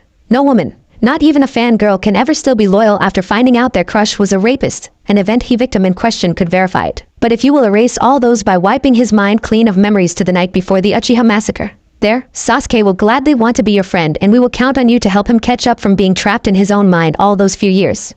That was the plan and Ino was loving it already. Taking Sasuke inside the compound, Ino got to work on preforming the jutsu. Can you at least help me when I fall since this jutsu demands a lot of chakra and I have only as much? Naruto nodded. He and Hinata can both help supply the chakra needed with the help of the Byakugan to guide Naruto's surplus energy into Ino's chakra coils being used. After about a half hour, the jutsu was done and Ino only felt like lying on her back but wanted to be the first one to be seen by Sasuke when he wakes up under the impression of being hypnosis or something. Either one was going to score points for Ino with the Uchiha. Where am I? Sasuke looked like he woke up from a bad dream outside his bedroom and he saw a lovely blonde girl looking down on him. Who are you? You look like an angel without your halo and wings. It was clear that Sasuke not only was reverted to the memories of his childhood but also his once friendly and childlike personality. My name is Ino Yamanaka. I am part of the mind-walking Yamanaka clan and my friends and I have freed you, Sasuke. Ino was a fangirl but she was still smart enough to pull an impressive acting job. Freed me? From what? Sasuke asked, not even noticing Naruto and Hinata next to him. Someone wanted your family but couldn't get what he wanted so he killed them and framed your older brother for it. He even tried to make you a bully who wanted to kill your remaining family. Ino gave a half-lie that worked as Sasuke began to cry like a child who saw his favorite stuffed doll being tore apart. Who was it that did this? And where is my brother now? Sasuke started to cling to Ino like a lifeline who blushed at the gesture but kept her composure somehow. We don't know because he left nothing left behind to tell who it was but the village had been looking for the time you have been controlled. He could even be in this village, hiding in the shadows as we speak. Sasuke was getting scared. Don't worry, he doesn't know that you had been freed and as for your brother, we don't know where he is now but I can guarantee you that he is still alive and just doesn't know about any of this either. Then what should I do? Sasuke was like a lost child for sure until Naruto finally spoke up. You stay here. Sasuke saw people who were strangers to him now. I am Naruto Uzumaki and this is Hinata Hyuga. We all helped Ino free you. We are friends and we will help you make up for that lost time. Don't worry about what others have to say, they will see the real you sooner or later. Hinata, who should hate him for trying to rape her, had nodded which made Sasuke smile as happy as a child who was told that he would get another gift soon if he behaved. Thank you all for freeing me and wanting to be my friend. That is all I ever wanted. Sasuke said as he fell asleep in blushing Ino's arms who then resorted to a new and quieter definition of a fangirl not to wake him up. Despite that Sasuke had simply lost his memory on purpose. Everyone could like this new version on the Uchiha. Ino thanked Naruto and Hinata for the chance to at least be Sasuke's friend before leaving the compound and into the night that will be followed by a revolution for sure. When it was the day that the genin will be grouped into teams, everyone was wondering where 4 of them were not here yet. Sakura was both amazed that she had beaten her rival and dismayed that her crush was not in the room yet. Kiba was wondering where the blonde that he usually hangs out with. The rest of the genin that actually tolerated Naruto were also in the same boat. Then the door opened to a rather interesting sight. Sasuke shivering behind Ino like a scared child behind his older sister, and next to them was Naruto in question wearing a much better outfit than that hideous orange jumpsuit that he usually did, but he also had Hinata relaxing on his arm that she clutched as if it was a lifeline. The reactions took a few seconds but they all went off at once. Kiba was ranting out of his mind that the emo had turned over completely in terms of personality, and Naruto glad given up on his crush on Sakura while Akamaru was wondering why the scent on them all had changed. Shikamaru was too shocked to even be bored. Shino had to use his fingers to catch his falling glasses.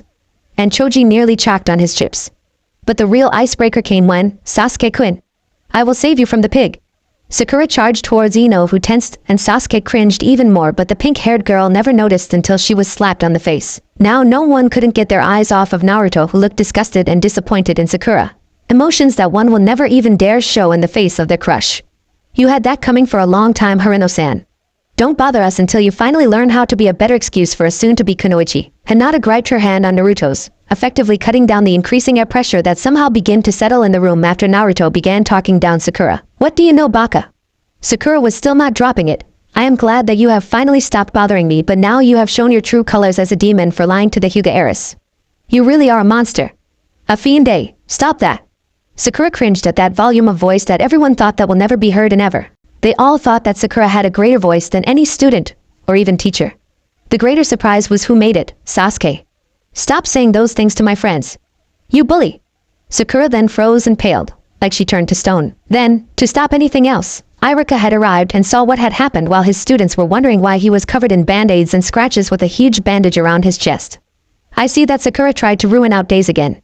Just go to your seats except for you, Sasuke. The Uchiha never stopped the surprises by cringing and looking like he was caught stealing a cookie out of the jar when denied of one.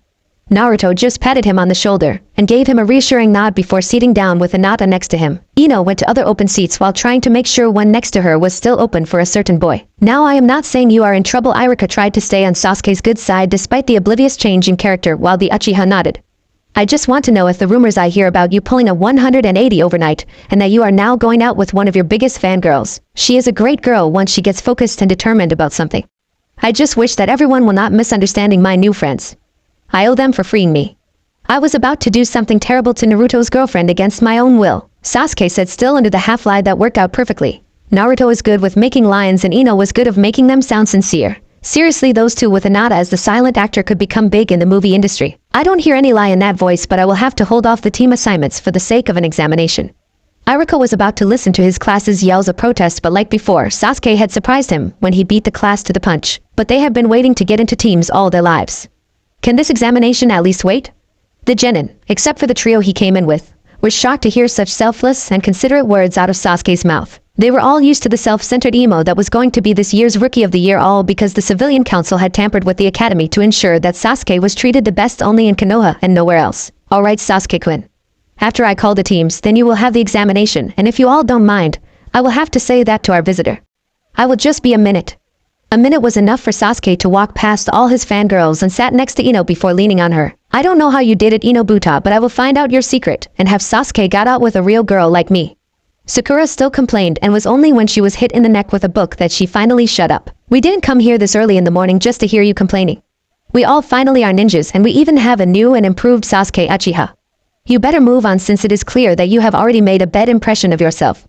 Naruto said in a harsh tone that still got the boys cheering on for a change. Yeah.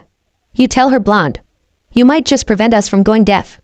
Kiba laughed, and pretty soon the whole class was laughing at Sakura. She had become too humiliated to even scream, so she just sat in her seat hoping they will stop laughing at her like they always did when she was much younger and before she met Ino. She reflected on how ungrateful she was to Ino, who was the only girl who wanted to be her friend, and Sakura replayed her by breaking you that friendship to become a fangirl. A more shallow version on what everyone else thought of her. Maybe it will be best to not rely on others for her direction in life. Only to do things on her own, and when her way doesn't work, then she will improve on her way of doing things. Iruka then returned with a clipboard in hand. Sorry about that small delay. I will begin to list off the ninja teams. Iruka then finished off the first 6 teams that were all civilians until now Team 7 will be. Everyone was tense about this one. Sasuke Uchiha, every fangirl leaned it, including Ino. Kiba and Izuka, their hopes were almost dashed, while the said dog tamer raised his eyebrows after seeing that Sasuke was waving at him. And Ino Yamanaka. It seemed that what happened last night was reflected upon this moment. Sasuke felt like Ino was going to be the girl for him after how she nearly exhausted herself to death in order to free him from being manipulated. Now Team 8 will be Naruto, Uzumaki. Iruka continued, and Hinata was crossing her fingers. Shikamaru Nara, the said boy, had finally found something to be lazy about and call his trademark catchphrase troublesome. And Hinata Hyuga. The couple looked at each other and smiled before embracing each other. It seemed that they tried to convince the Hokage about their own format for a ninja team. One that is capable of taking any type of mission that includes capturing and hunting. Team 9 is still in circulation, so we will skip that one, and now Team 10 will be Shino Abirame, Choji Akimichi, and Sakura Harino. This time, no one even protested, not even the pink-haired girl. She was already humiliated, and now she was under the glare of the other students just daring her to try something she will later regret. After Iruka had paired off the other teams filled with civilians, the door opened to reveal a blonde man that seemed to an older and more boy-like version of Ino. He ignored the stress and looked up to Sasuke. So you have called me here just to examine the sudden change in character with the young Sasuke? Don't you even trust your students better than that? Inoichi Yamanaka was the head of the Yamanaka and their best skilled ninja in their mind-walking arts, as well as Ino's father. As such, he was the best choice to exclaim someone's mind for any deflects that could explain sudden change behavior. Yeah, and his teacher is Kakashi Hate. I got it all from the Hokage himself. Take your time. Inoichi nodded and took Sasuke to a private room. For the rest of you, please wait here for your teachers to arrive. You will know when the Jonin speaks your team number. Iruka explained and then brought a speech about missing his students, and they could only run into him again at the academy. Looking at them grow up and improve into legends at their own right. After some time, a beautiful woman with modest kunoichi clothes, one as well as noticeable ruby red eyes, had entered the room with another Jonin by her side that was smoking a cigarette, much to her disgust. He, on the other hand, had more refined shinobi clothes, like he was more pampered than the woman, but not to the extent of the old Sasuke. Teammate, please come with me. Team 10, you are with me. The woman and man said in that order, so the teams respectively followed after them. The other teams left, leaving Team 7 with Sasuke not present in the room. Meanwhile, In another empty room in the academy building, Sasuke was sitting on a chair with markings making a circle around his position, while Inoichi was shifting his hands in weird ways that Sasuke only saw his brother use. Now you are not in trouble or anything. I just want to verify your friend's story since shinobi have twice the ways to lie than civilians. Sasuke nodded but was still worried. And if it doesn't, what is going to happen to my new friends? Will the civilian council really hurt them? Even your daughter? Inoichi noticed that Sasuke was already a different person because the Uchiha brat that he was used to will never speak in such a way. If they want to, then they will have to go through my dead body, but let's begin. Just relax because this jutsu is not harmful but only requires you to keep an open mind for me to do my job better. Think you can do that? Inoichi asked and Sasuke nodded before doing an impressive acting job of being a statue. The Yamanaka clan head took in a huge sigh before placing his hand on Sasuke's forehead and used the jutsu. This meeting will now come to order. The Hokage roared from his seat in the council room. On his left side sat the civilian council who supposedly handles the civilian affairs like building construction and trade between other villages, but lately they have been having power over more shinobi matters for no good reason. On the right side, the shinobi council were stationed and they were not happy that the civilians were stealing their power while the Hokage doesn't do a thing about it. What is it, Hokage-sama? We were about to see our children become shinobi before you pulled us in this stuffy room for nonsense. One of the civilian council members had the guts to insult the Hokage and complain about the meeting. Silence. The council members cringed to the sheer volume of that voice. I have a good reason for forming this meeting and you are the basis of it. Hiruzen Sarutobi, of the now almost extinct Sarutobi clan of staff mastery and skill in the fire manipulation, was not happy with his inconsiderate and rash council members think that they ruled the village. To start things off, you all of the civilian council are fired. You will not be able to control anything in the village, and if you try to stage a revolution then I will not let my Andy you hold back on you. What? We are helping the village. You can't fire us. I said silence. The Hokage quelled the shouts of protesting and foolish civilians. You say that I can't fire you? I rule this village. I am the law because I am the Hokage. You will follow my every word. When I say jump, ask how high. When I say run, ask how far. This is my village and as the Hokage, it will stay that way. Umbu, Hiruzen summoned his elite into the open. They have tried my patience too far. Kill them. Don't. We're sorry. Don't kill us. In the end, the civilians were nothing but greedy cowards like they all acted until they lost their heads to the silent and harsh coldness of the swords that behead them. The shinobi council members, who had seen plenty of blood before today, were glad this is happening while 3 more council members were not. They were the advisors of the Hokage who demanded they could make their own orders as to Naruto's life. Hamura Mitokado, Koharu Yutane and Danzo Shimura. Hiruzen, you have gone senile for sure. Danzo always used the leverage of being the Hokage's most trusted friend from the war they all fought in order to get what he wanted. That is Hokage-sama to you wrinkled old bags. I don't care what I owe you from the war or when we were teams. You were the ones who went too far with young Sasuke-kun. I have got valuable proof that you tried to make him an avenger by filling his head with nonsense about his clan. He could have completed treason once he gotten too powerful with his unstable mind, all thanks to you.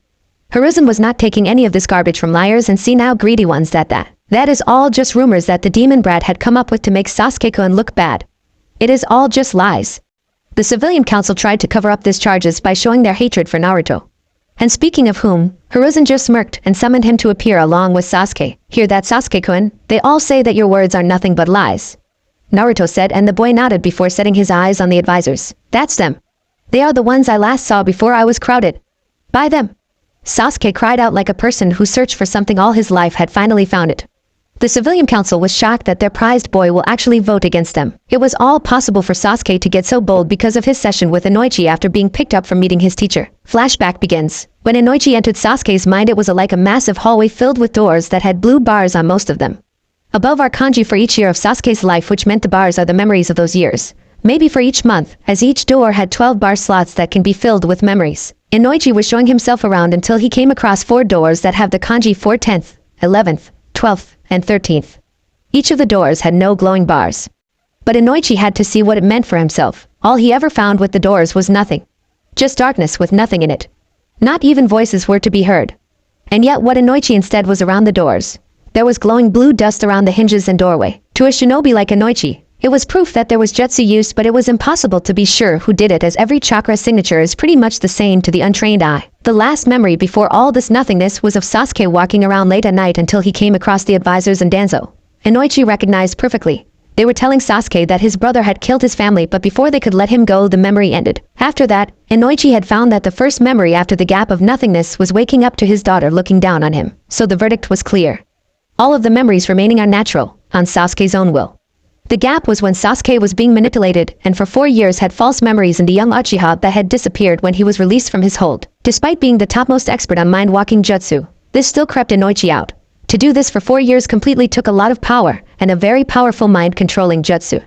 Even for a jutsu that can stay up powered by the target's chakra still was tough and complicated in order to prepare. Flashback ends, and based on Inoichi's word, I have to demand that you will explain this to both me and Sasuke's new friends as they already provided a better future for us. One that you threatened to send us into ruin. What do you have to say for yourself? They didn't say a word, just fumed that their plans were foiled by the one they hated the most. In their feeble and frail minds, it was all Naruto's fault, and none of theirs despite the fact that they were the ones who gave Naruto enough reasons to do this to them. You were too soft to be Hokage. You didn't have the power to see the destruction of the village at the hands of the demon brat like we can. We should have been Hokage. We should have the rulers of this village. To keep at the top of the others with the most powerful demon under our thumbs, Koharu went into a frenzy while Hamura was trying to stop her from revealing too much. You all have dragged our teacher's beliefs in the mud with your old age and lied to the new generations as the genuine article. You are nothing but lying old bags and now you will face your end. Ambi, you kill them, Hiruzen shouted, and the elite shinobi had slayed the advisors as well, spilling more blood on the walls like what they have doing all their lives with innocent people just to gain what they always wanted that can never happen if they just tell the truth. Meanwhile, Danzo was furious that everything was crumbling all around him. Root. Another legion of shinobi that had headbands with the name Na for their own elite shinobi. The Hokage had gone mad and it is time to replace him. Kill him. But the Root shinobi never moved from their spot. I said kill him. Sorry Danzo. You were too late. Naruto finally spoke after sending Sasuke away after seeing too much blood for one day. You were too slow and too careless. We managed to see that there was more shinobi in the records than what others have told us. We had to do some underground investigations and you will know what we had found. Danzo was now as pale as a ghost can ever be and Hiruzen smirked in a taunting manner as well as Naruto. That is why I will not shed tears for you, my fallen old friend. Hiruzen said, and Danzo knew that he was doomed, so he went mad too. He shed off his binding that covered a seemingly injured arm to reveal that it was artificially made and laced with eyeballs that were all red with strange irises. It is all your fault, demon brat, and I will see that you will die if it meant everything will be destroyed. Arg. Danzo thought that his experience will aid him as well as his arrogant nature, but he was wrong. Naruto proved to be younger and swifter to snatch all those eyes from the arm and from under an eye patch. I am not a grave robber like you Danzo team or lean on power that I had to steal in order to get it. You are a real fiend and you will not have any more mercy for all the people you have forced to suffer from your paranoia and greed. Naruto retorted as he gently sealed away the eyeballs into a storage scroll, while the ANBU held the old man down. Naruto then left the room while the adults do their own stuff that the blonde preferred not to witness because it was almost lunch. He found Sasuke where he left him, sitting behind the door scared from hearing all those screams from inside. Is it over, Naruto? The blonde relaxed his eyebrows as he faced the poor Uchiha. Yes it is. The bad man who caused this whole mess is gone.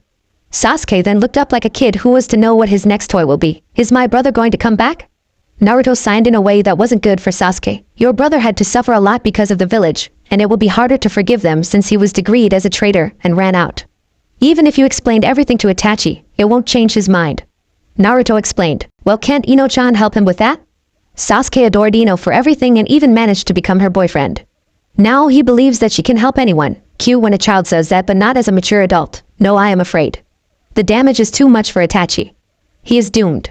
All he wants is for everyone to forget about him to at least die peacefully without leaving everyone tainting his grave. Naruto said while hugging Sasuke, who was disappointed and sad that his own brother can never be with him again. Hopefully he will take in the real truth when he learns it, and understand why his memory was erased for all this to happen. A few months later, please can we get a better mission? Teammate came in after finally capturing the runaway cat named Tora and returning her to Lady Sure Jimmy. Naruto of course managed to spare anyone else of the agonies by convincing the fire daimyo's wife of better ways to treat their pet cat. Tora then jumped onto Naruto's shoulder and licked at his cheek before cuddling in her owner's hands. Yeah, we have been doing over 200 of these chores. You said that we can get AC rank after that. Hinata said in Naruto's defense despite he was the one complaining.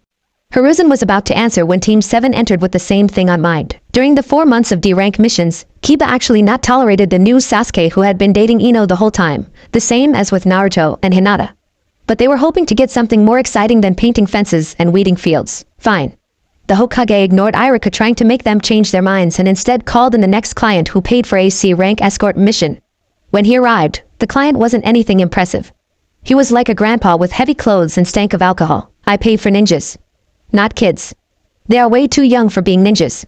He spoke in an insulting gruff tone with breath that was filled with the scent of drank alcohol, proving that he is a heavy drinker for sure, and you are too old to be a bridge builder. Not with all those tools and blueprints are too much for your senile and frail mind. Normally Naruto was be hushed up for being so rude, but like they say, one rough turn deserves another. The client then retorted in a contradictory way, age never matters. Yes, it doesn't. Naruto smiled and the client moaned in frustration and didn't say another word. So where should we escort you to, Grandpa? To my home in Wave Country. It is on the border between this country and Water Country. And my name is Tizuna. With that in mind, both teams went to their homes in order to prepare for any bandits that can target him on the way for kicks. After leaving, there was a slight obstacle on the way. There were missing nin or rogue ninjas that have fled their villages to live as vigilances with a price on their heads. In this case, there were two and tried to disguise themselves as puddles on the ground. Yet that didn't work since it hadn't rained long enough for an actual puddle to remain on the ground without vaporizing and that there wasn't any water nearby. When the group had fully passed it, the two missing nin in question had emerged from their hiding places to attack Kakashi and Kurinai in order to cut down the threat levels. They just underestimated the genin strength and they were turned in with teamwork. They were then tied to a nearby tree with the jonin that supposedly were killed had appeared, proud that their students had faced off Chunin-level shinobi without their help. According to the missing nin, they were sent by a man named Gato who was one of the wealthiest men in the entire elemental nations. It turned out that this mission was actually A rank with all the dangers, but Tizuna couldn't afford that high-level mission. It took Naruto and Hinata in order to convince the others in order to keep doing the mission because they rather die true to their word than flee after breaking their word. After a silent boat ride to the other side of a large lake, there was this sound of whirling air faintly from behind. But that wasn't enough to fool Naruto, who had revealed one of his swords from a spare storage scroll in a flash and actually deflected the source of the sound. A large knife that was like an oversized butcher's knife that had an extend handle with a perfect circle hole near the end as well as a half-circle gap more near the handle to the side. Impressive kenjutsu for such a greenhorn brat like you. That voice torn through even the dense fog. It was like something out of a horror film when the audience finally sees the main villain, the serial killer, or the evil mastermind behind the madness. And it came from the sword that Naruto just barely deflected. He was a tall man, barely standing a few centimeters over Kakashi and Kurinai.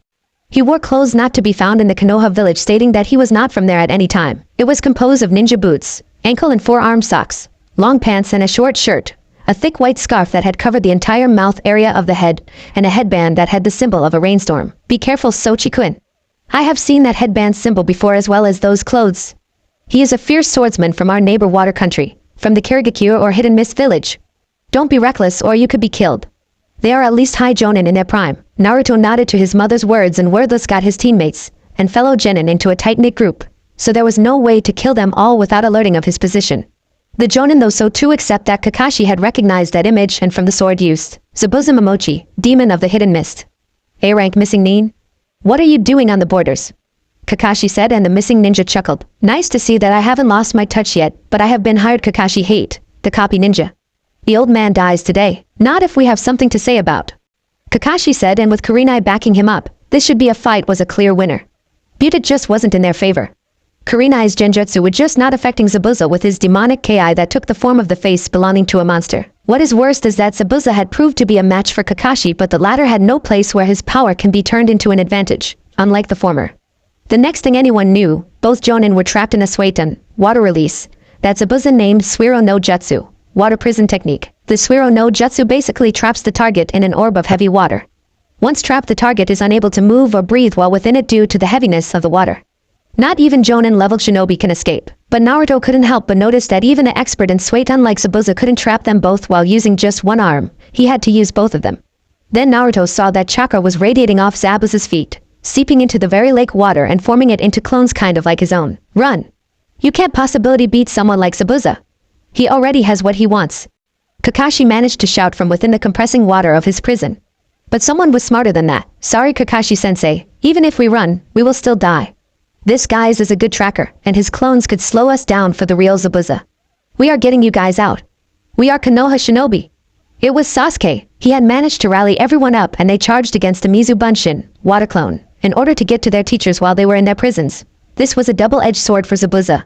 He couldn't move his arms away in order to attack the Konoha shinobi, and yet it was not even only a portion of the original's chakra. These clones were enough to handle every single one of the genin who tried to pose a new threat to the missing shinobi's doppelgangers. Naruto muttered as the sight of his friends and fellow shinobi get creamed in their helpless fight against the water clone assassins.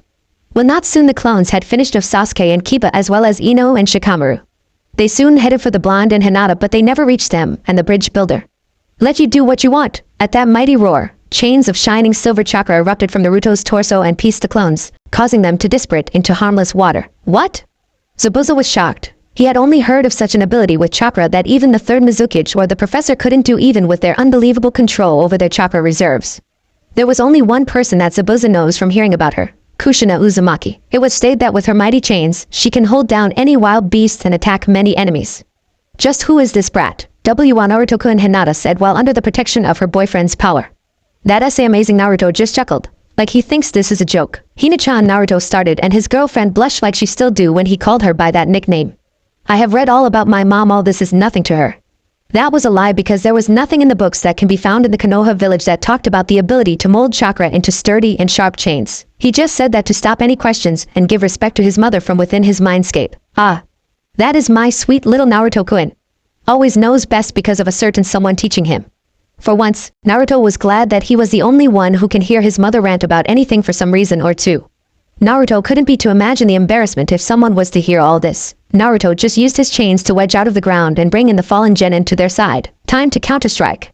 Naruto charged with one chain left behind while the others had been summoned back into his chakra reserves. Rather slow. That is good, brat. Zabuza hollered with laughter. I haven't laughed so hard when a brat like you came to ask to be a swordsman. I think his name was Zabuza finally let his guard down, and that was the right chance, and the timing couldn't be better because Naruto had fooled everyone with his actions. He wasn't slow because he was tired or anything. He was storing up momentum for this attack. Chain Kenbu, Venus, chain ploys, Venus. It was like someone had coiled the very water itself once Naruto had swiped his remaining chakra chain so fast that it disappeared in a blur, but not leaving something in its backtrack. The lake was split into two with the water acting as if a vertical whirlpool, which can also describe what was going on above. Zabuza's entire body was cut in a spiraling and unseen attack which drew blood from the front and behind at the same time. The water prisons themselves had burst open, leaving the Jonin inside unharmed. Damn it! You will fucking pay for this crap, you shitholes. Zabuza cursed, killing the poor children's ears. He then disappeared, leaving some of the lake water to fill in his place that was taking up that much space.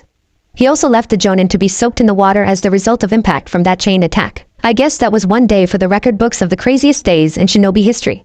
Kakashi muttered. He had to make himself look like a fool in front of his students, and the worst part was that he tried to tell his kids to run even though he knew that they will die whatever they say or not. Let's get out of here before anything else happens.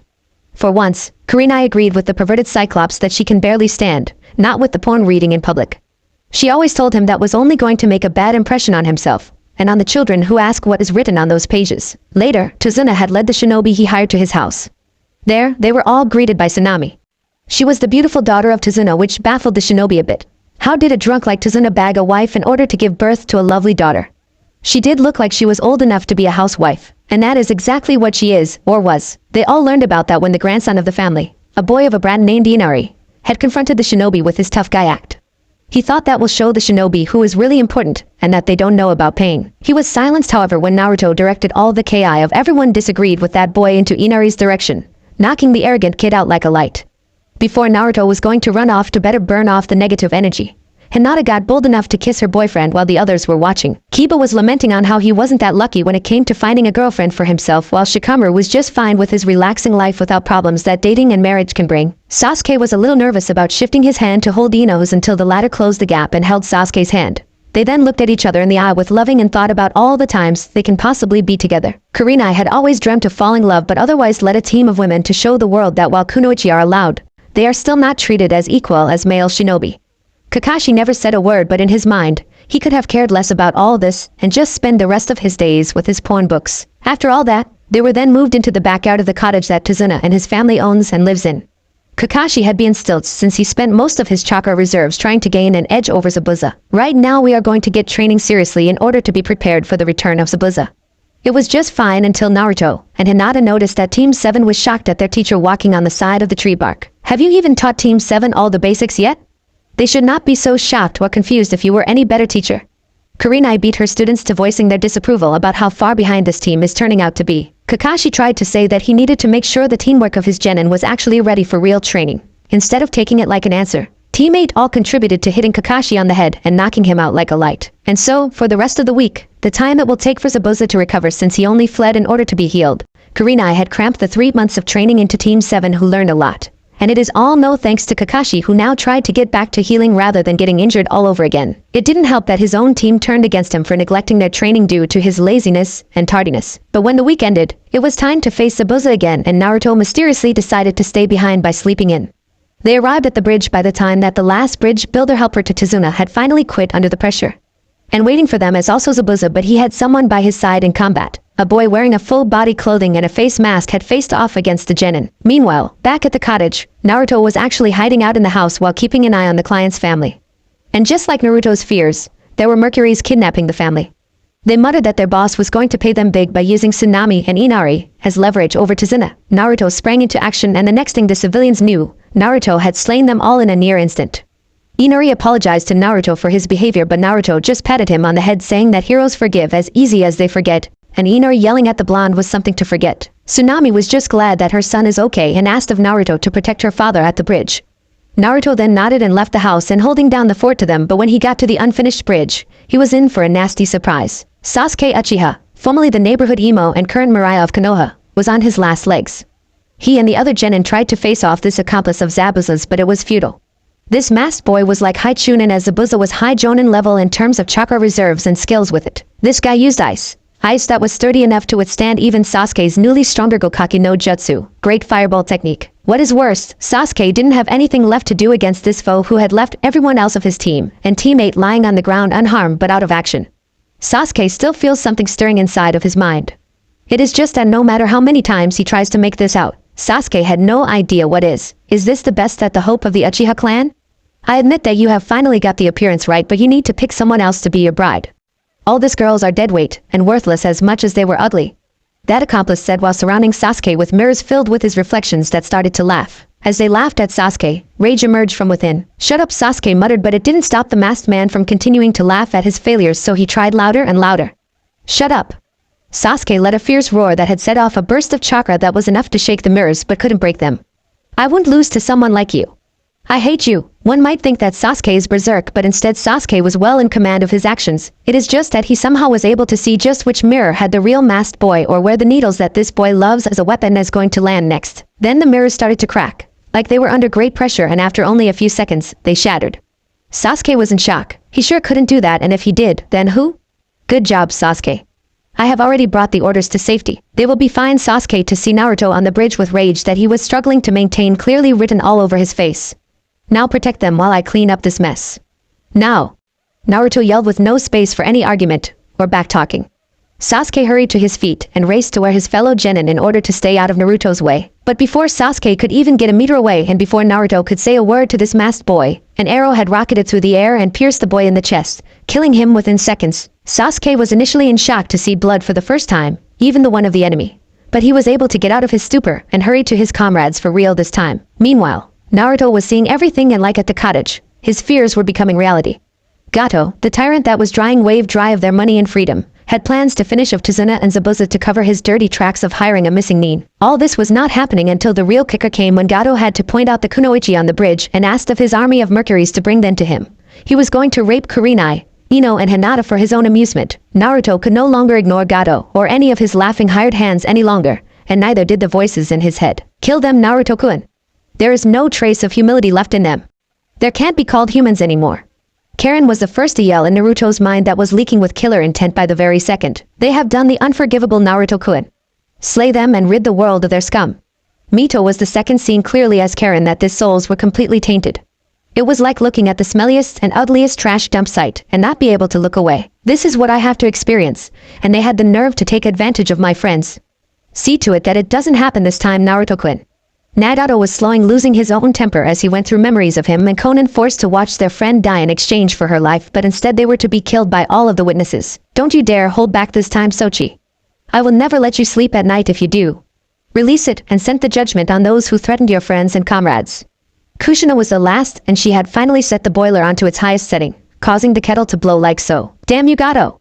Naruto roared in a demonic voice that flooded the very air with a presence that was weighting down the enemies and lifting the atmosphere for his allies. "I will crush you!" Naruto shouted, and with the palm of his hand pointed at the tyrant's head, the blonde clinched it, causing Gato's head to explode. Initially, the Mercuries were scared of Naruto because of what happened to their boss, who laughed at the scary blonde. But at that moment, the hired hands realized something that quelled their fear and instead filled them to the brim with anger. "Hey, that kid killed our meal ticket. Who is going to give us our paycheck?" Let's kill him instead. Cheers of the agreeing Mercuries were heard and they charged at the small group of shinobi who initially braced for battle, but then Minato was pushed back into Kurenai gently by some unseen force that resembled the same one from before. Keep them safe, okay, Kurenai-sensei, Kakashi-san? I will take care of them. Naruto said in a stern tone that left no room for argument. No one was able to when the blonde clapped his hands and summoned a pair of swords. Let's play rough, shall we? Naruto muttered before he took off at speeds that sent the remaining genin off their feet and land on their teachers while the bridge builder was flying off the ground and a ways behind the shinobi. What happened next was something no different than a bloodbath. Every single one of the Mercuries were either slashed, hacked, sliced or diced. The worst part for them is that when one of them got a lucky shot at Naruto, their attacks were repelled from something that protected Naruto, even from the blood out of their bodies that went like chicken cubes. After nearly a half hour, all of the Mercuries who tried to kill the shinobi from Konoha were in a body pile, with Naruto standing on the top. Only his swords had blood on them while his body or clothes were completely clean. Naruto then started back and saw that his witnesses were for a loss of words, so he descended down the pile of dead bodies, using any head sticking out as a footstool. That is the full extent of my power, Kurenai-sensei, Kakashi-san. And I will never live to use this to become the village's weapon in a war. I will just protect my friends from those who want to do harm. And I will know who will and who won't. Don't dare question my drive from here and now on. With all that said, Naruto took out a he-rip from one of the victims of his swords in order to wipe the blood off of them. From that moment and forever, the two Jonin had found themselves to fear Naruto. He had taken out an entire army with only a little short of breath. Even Kage-level shinobi find it hard to use their powers to take out even a large squadron without running out on empty. The only ones that didn't feel afraid or intimidated was Hinata, Sasuke and surprising Ino. Maybe it was the latter two because they own Naruto too much to be afraid of him. Anyway, altogether, the world will be whether ready and waiting or not be ready. After the incident on the Wave Bridge, the entire population of Wave came in order to finally stand up to the tyrant for all those years of fear and submission. After hearing that Gato is dead either way, they cheered for their new hero who had, in one single week, had did what they were afraid to do in years. There was even rumors through the village for the next week as the workers who fled apologized for their cowardly behavior and wanted to work under Tazuna, who never backed down no matter the odds. For someone of his old age, it was admirable and nothing to sneeze at. The bridge builder then cried to hear that it took a blonde brat with fox whisker marks to pull all of this off. So it took that long to get the supplies and finally complete the bridge that will connect Wave Country to the rest of the mainland. With it, the economy will recover quickly and they will thrive again.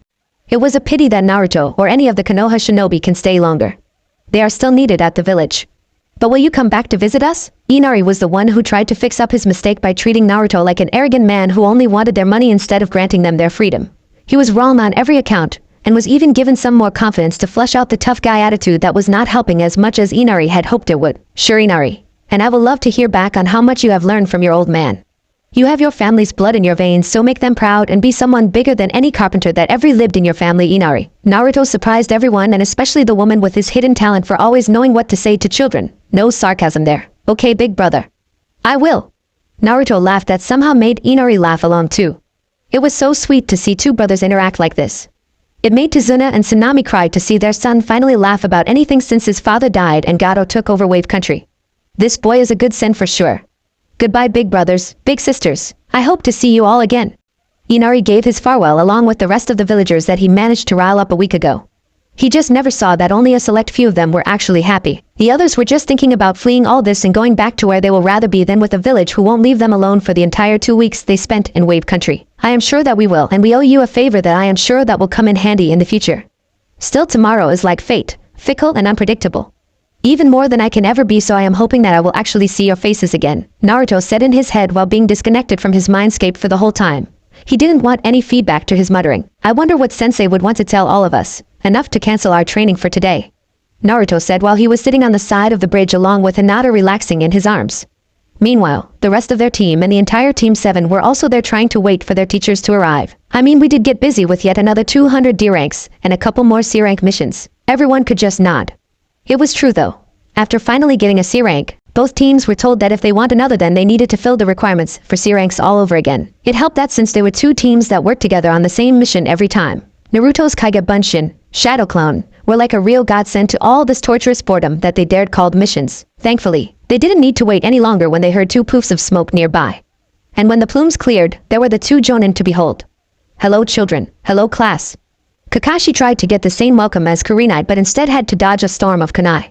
What was that for? Figured that you deserve at least 100 more to make up for your tardiness, and besides, we need to stay sharp somehow. Naruto answered with a sadist grin that the rest of the genin matched. and it crept Kakashi out. Kurinai just giggled. Okay, enough of that, children, she said, and when Kakashi sighed in relief, for the moment. Kakashi was just about to faint, seeing that not only the grins turned into face-peeling smirks, but Kurinai was smirking along too. We are here to tell you that in a couple more weeks, it will be time for the annual Chunin exams, and this year, it's Konoha's turn to host them. Chunin exams? They didn't say anything about that in the academy. Naruto said to make sure Sasuke doesn't panic about yet another thing he could remember. But then again, it is hard to forget what he never knew. Of course not, since they are very dangerous. People die during the Chunin exams, Kurinai said with a foreboding tone. So we are going to train you extra hard, because once you have made it past the first two parts, then you will get to where you can earn your promotion to Chunin. I guess you are going to tell us anything more about the exams, eh? Naruto said, for the sake of the teams like usual. Although this was to be expected, both Genin teams were hoping for the opposite. Nope. And exactly 2 weeks later, both teams 7 and 8 were trained to the ground. Were forced to increase their physical training tenfold until they broke their bones, only to have them painfully healed and broken again. Their non-physical training was no different. Expected to read thick books in the morning, only to have a quiz on every single one of them the very evening. Now all that is torture that is also called training. But it was worth it, since every single one of the 6 dead Genin had really showed some results. The boys were more filled out, and yet more nimble and swift, while the girls were the same but more nimble and swift to physical strength.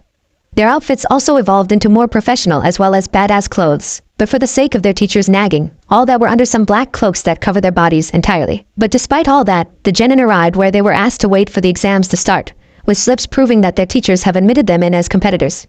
Still, they had one surprise to start that day off when they arrived after several steps of stairs. Please, we need to get in so we can take the first part of the Chunin exams. We need to get in there. Team 7 and 8 turned to see another team from the looks of it, yelling at a couple of guards that were preventing them from entering the door behind them. We keep telling you kiddies, these exams are dangerous. We are doing you a favor by preventing you from just throwing your lives away. One of them retorted while his partner nodded at every word. It is useless to try and use words. We need to get by force. Another one of them said, and the remaining member of that team said this is in a voice that nearly beat Sakura's own from the academy. Yeah. Words are nothing to the might of our flames of youth. 10-10. That, the one begging for entrance, seemed to be the sole female of the team, a lot like most Genin teams seen so far in the exams, and her teammate gave her name away to be 10-10. 10-10 has black hair and steel gray eyes. She wears her hair in Chinese-style buns on either side of her head, with short fringe bangs falling over her forehead protector, which she wears in the traditional manner. 10-10 wears a pink sleeveless chipao-style blouse with red sleeve trimmings and yellow fastening buttons, as well as dark green pants, a pouch adjusted to her thigh, and standard blue ninja sandals. Her appearance is a reference to the Chinese culture. Niji, Lee, you boys are all the same. 10-10 addressed her two teammates. Niji had fair skin and long black hair. Niji is wearing a khaki shirt, a dull blue shirt beneath that, and mesh armor beneath that. He is also wearing dark brown shorts, blue shinobi sandals, and wrapped bandages around his right arm, chest, and right leg. He has his hair tied back in a loose ponytail tied a few inches above the end. He wore a black forehead protector, under which a smaller headband with 2 straps was that framed the sides of his face. Lee possesses very thick eyebrows and large, rounded black eyes with prominent lower eyelashes. During his academy days, Lee's hair was much longer and fastened in a braid that, along with his style of dress, gave him a more traditional Chinese appearance. His hair is now cut and styled into a bowl cut style, and he also began wearing the same attire, consisting of a green jumpsuit, orange leg warmers, and a red forehead protector worn as a belt. She is right, of course. They all heard a voice from behind them, but before they could turn to see who was there, all 3 Genin were dragged off like they were heavy sacks to carry. You can't be good Genin if you overlook the slightest of things. Even those can kill you. Okay, now stop it. 10-10 shouted when she and her team finally got disconnected from whoever were dragging them along. It was Team 7 along with Team 8. Hey, you are part of the teams that graduated a year after us. Then they are doomed to fail these exams because they were not worthy of shinobi teachings. Niji went on in his arrogant ways that he was the only one that was in favor of any god of fate, or something which he uses every time he looks down on others. Then you all took these exams before? Naruto asked and smirked to see Team 9 suddenly hesitated in a slight awkward silence. If you don't, then you have no way of knowing who is going to fail, and thus you have no right to insult us hard workers who went to ground for this very day. We had 100 more questions for you, because you 3 are our seniors. But now Naruto left that last sentence hanging as he and his friends started to give them the cold shoulder. Hey! 10-10 glared at her teammates for giving them bad first impression, and tried to call out for Team 8 and 7, but they just won't stop. We're sorry, okay? That didn't even make them slow down. We're sorry. Truly, 10-10 started to get a little desperate, and when she realized that her efforts to make up for her teammates' rudeness had made her team look even worse. Do what you want if it will make you shut up. We are trying to get to the room we are supposed to be for the exams to start. Naruto said, and his team nodded in agreement. Tenten just sighed from her spot and after a short while, started to walk in the same direction, while her teammates call out for her to stop, but this time, it was Tenten giving the cold shoulder. When they got to the supposed room, they found that they were among the first to arrive.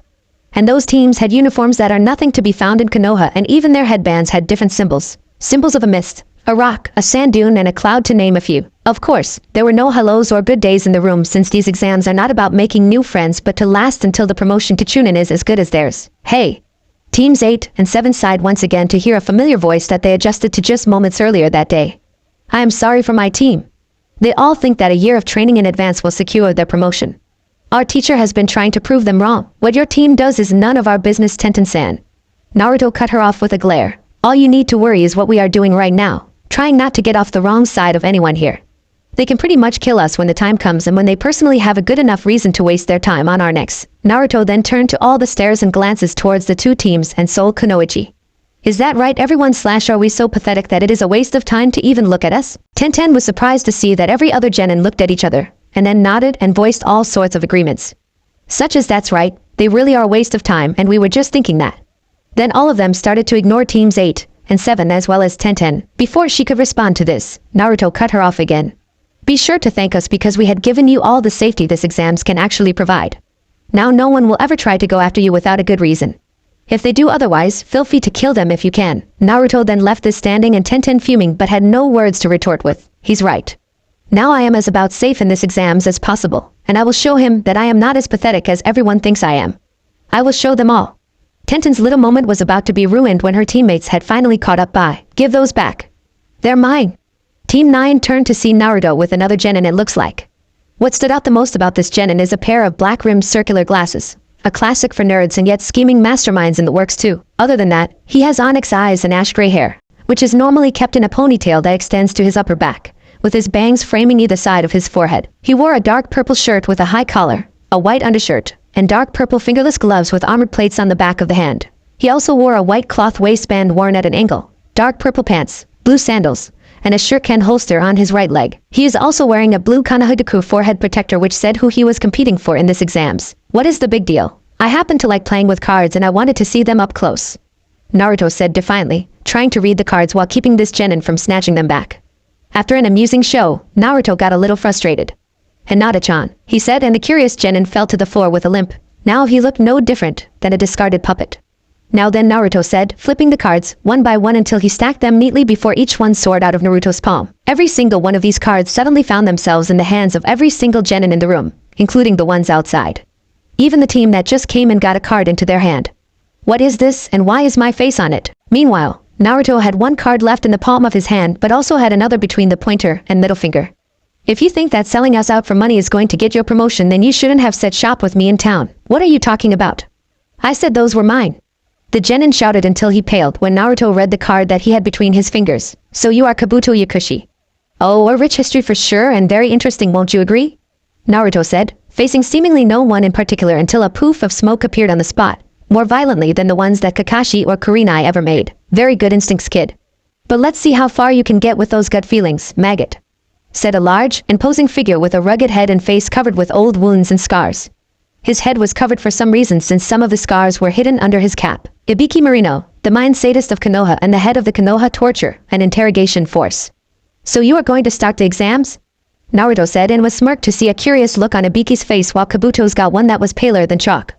Hinata was just holding on to Naruto since all this is a little overwhelming. Where did you get all that? I didn't think you will be reading my profile, or Ibiki said in a smooth tone until he had a card shoved into his face. Reading it, Ibiki's expression turned dark. Never mind, kid. Someone is going to get it big and get it really nasty for putting all my personal info on some stupid trading card. Don't forget the other cards, tell him, everyone. Are those cards lying about you or what? Naruto asked the crowd, and like the Arjik before, they all said the same thing, that the cards which soared into their hands had every piece of info correct about them. Ibiki just sighed. Fine, brat, fine. I will see to this after the first part, and if I don't get all the cards from every single one of your maggots, then you automatically fail the entire exams. You will also automatically fail the entire exams if you are not in the room within a minute, Ibiki said before he shouted to all the genin who hurried into the twin doors they were standing in front of. Naruto then gave his card to start things off while Hinata, Shino, Sasuke, Ino, and Choji did the same to follow Naruto's example. Thanks a lot, brat, and now I have something to remind me of the extra work you gave me. Now move it. Both teams hurried inside as well while Ibiki followed behind to make sure no one will make a run for it. Inside was a room a lot like the academy classrooms in the academy, but had only chairs and desks along with more adults that had the Konoha-style uniform and vest on, facing away from all the windows. Meanwhile, Ibiki took spot in front of it all, like an academy teacher. Much better, and now I have just one thing to say to you all maggots. Everyone tensed, which only satisfied Ibiki even more.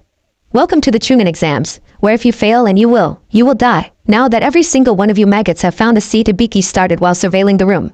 We will get started on the first part of the exam, the written exam. What do we do? One unlucky and foolish genin said, "Did I give you permission to speak?" Ibiki yelled, and that same genin shook his head negatively. Thought so. If you are that impatient, then you should leave, but if you do, then the rest of your team has to go too. That is one of the rules to this written exam. No one said another word, so Ibiki continued, "Good." Ibiki nodded his head to one of the chunin in the squad that accompanied him into the room. He then revealed a stack of papers and handed out one by one to each of the genin. On each of these papers are 9 questions, and you need to answer them correctly, which will give you 3 points. If your entire team gets them all, then you can try the final question for 1 more point to pass. But if you are caught cheating, then you will lose points. If you get caught 5 times, then you and your team, regardless of how they perform, will be disqualified from the exams forever. Ibiki paused to dare anyone to protest, and the genin instead cringed under the stare. You have an hour to do so. Begin. And they hurried to use their pencils to write down the answers the best they can. And so 1 hour later, "Okay, pencils down," Ibiki said, which had taken everyone by surprise. "It is time for the final question. If you get it wrong, then you will be disqualified from taking the exams ever again.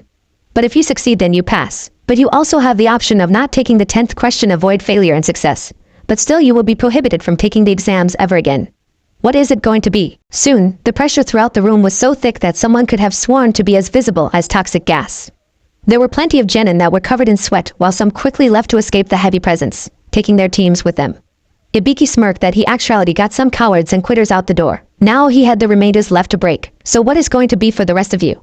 There is still that chance to avoid failure, and once you do, then you will live out a safe life rather than always be in danger.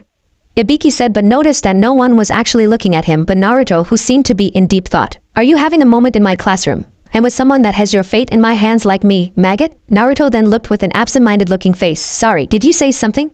Ibiki grimaced, and meanwhile, everyone tried to keep in their laughter at how bold Naruto is to say such disrespect to a man like Ibiki. "Anyhow, I can guess what are you trying to test us with this sham of an exam, but after the team ruined the surprise, I don't want to sell you so short. All I know is that if I am going to fail, then I will still try for Hokage, even if you really mean by banning me from the exams ever again, Ibiki-san." Everyone would both grinning and staying at the edge of their seats, and that meant only one thing. Ibiki no longer had his hold on them. No, Naruto now controls their fate. They wanted to see what will happen now. Naruto had back-talked Ibiki, but they never counted on this. "Alright, you maggots, there is no going back now, so you all." Ibiki paused for drama until pass. That written exam was one for the record books for being the scariest one that had an anticlimactic ending. Who would have thought that the final question was the dare to take it, and there was no chance of failing except for leaving? Everyone was still a little pissed that they were lied and cheated out and made like fools, but right now, they were not in a classroom at all. They were outside a metal fence with a large forest on the other side. The fence had a sign that was large as well as said, "Training Ground 44. Keep out. Danger. Welcome to the Forest of Death, where you will be until the second exam ends." The proctor for the second exam is something else that no one was counting on. They only knew her as crazy, shameless and rude, in reverse order. First she drops in when Ibiki was still in charge by arriving early, and she displayed fishnet as the only thing under her coat that showed her figure.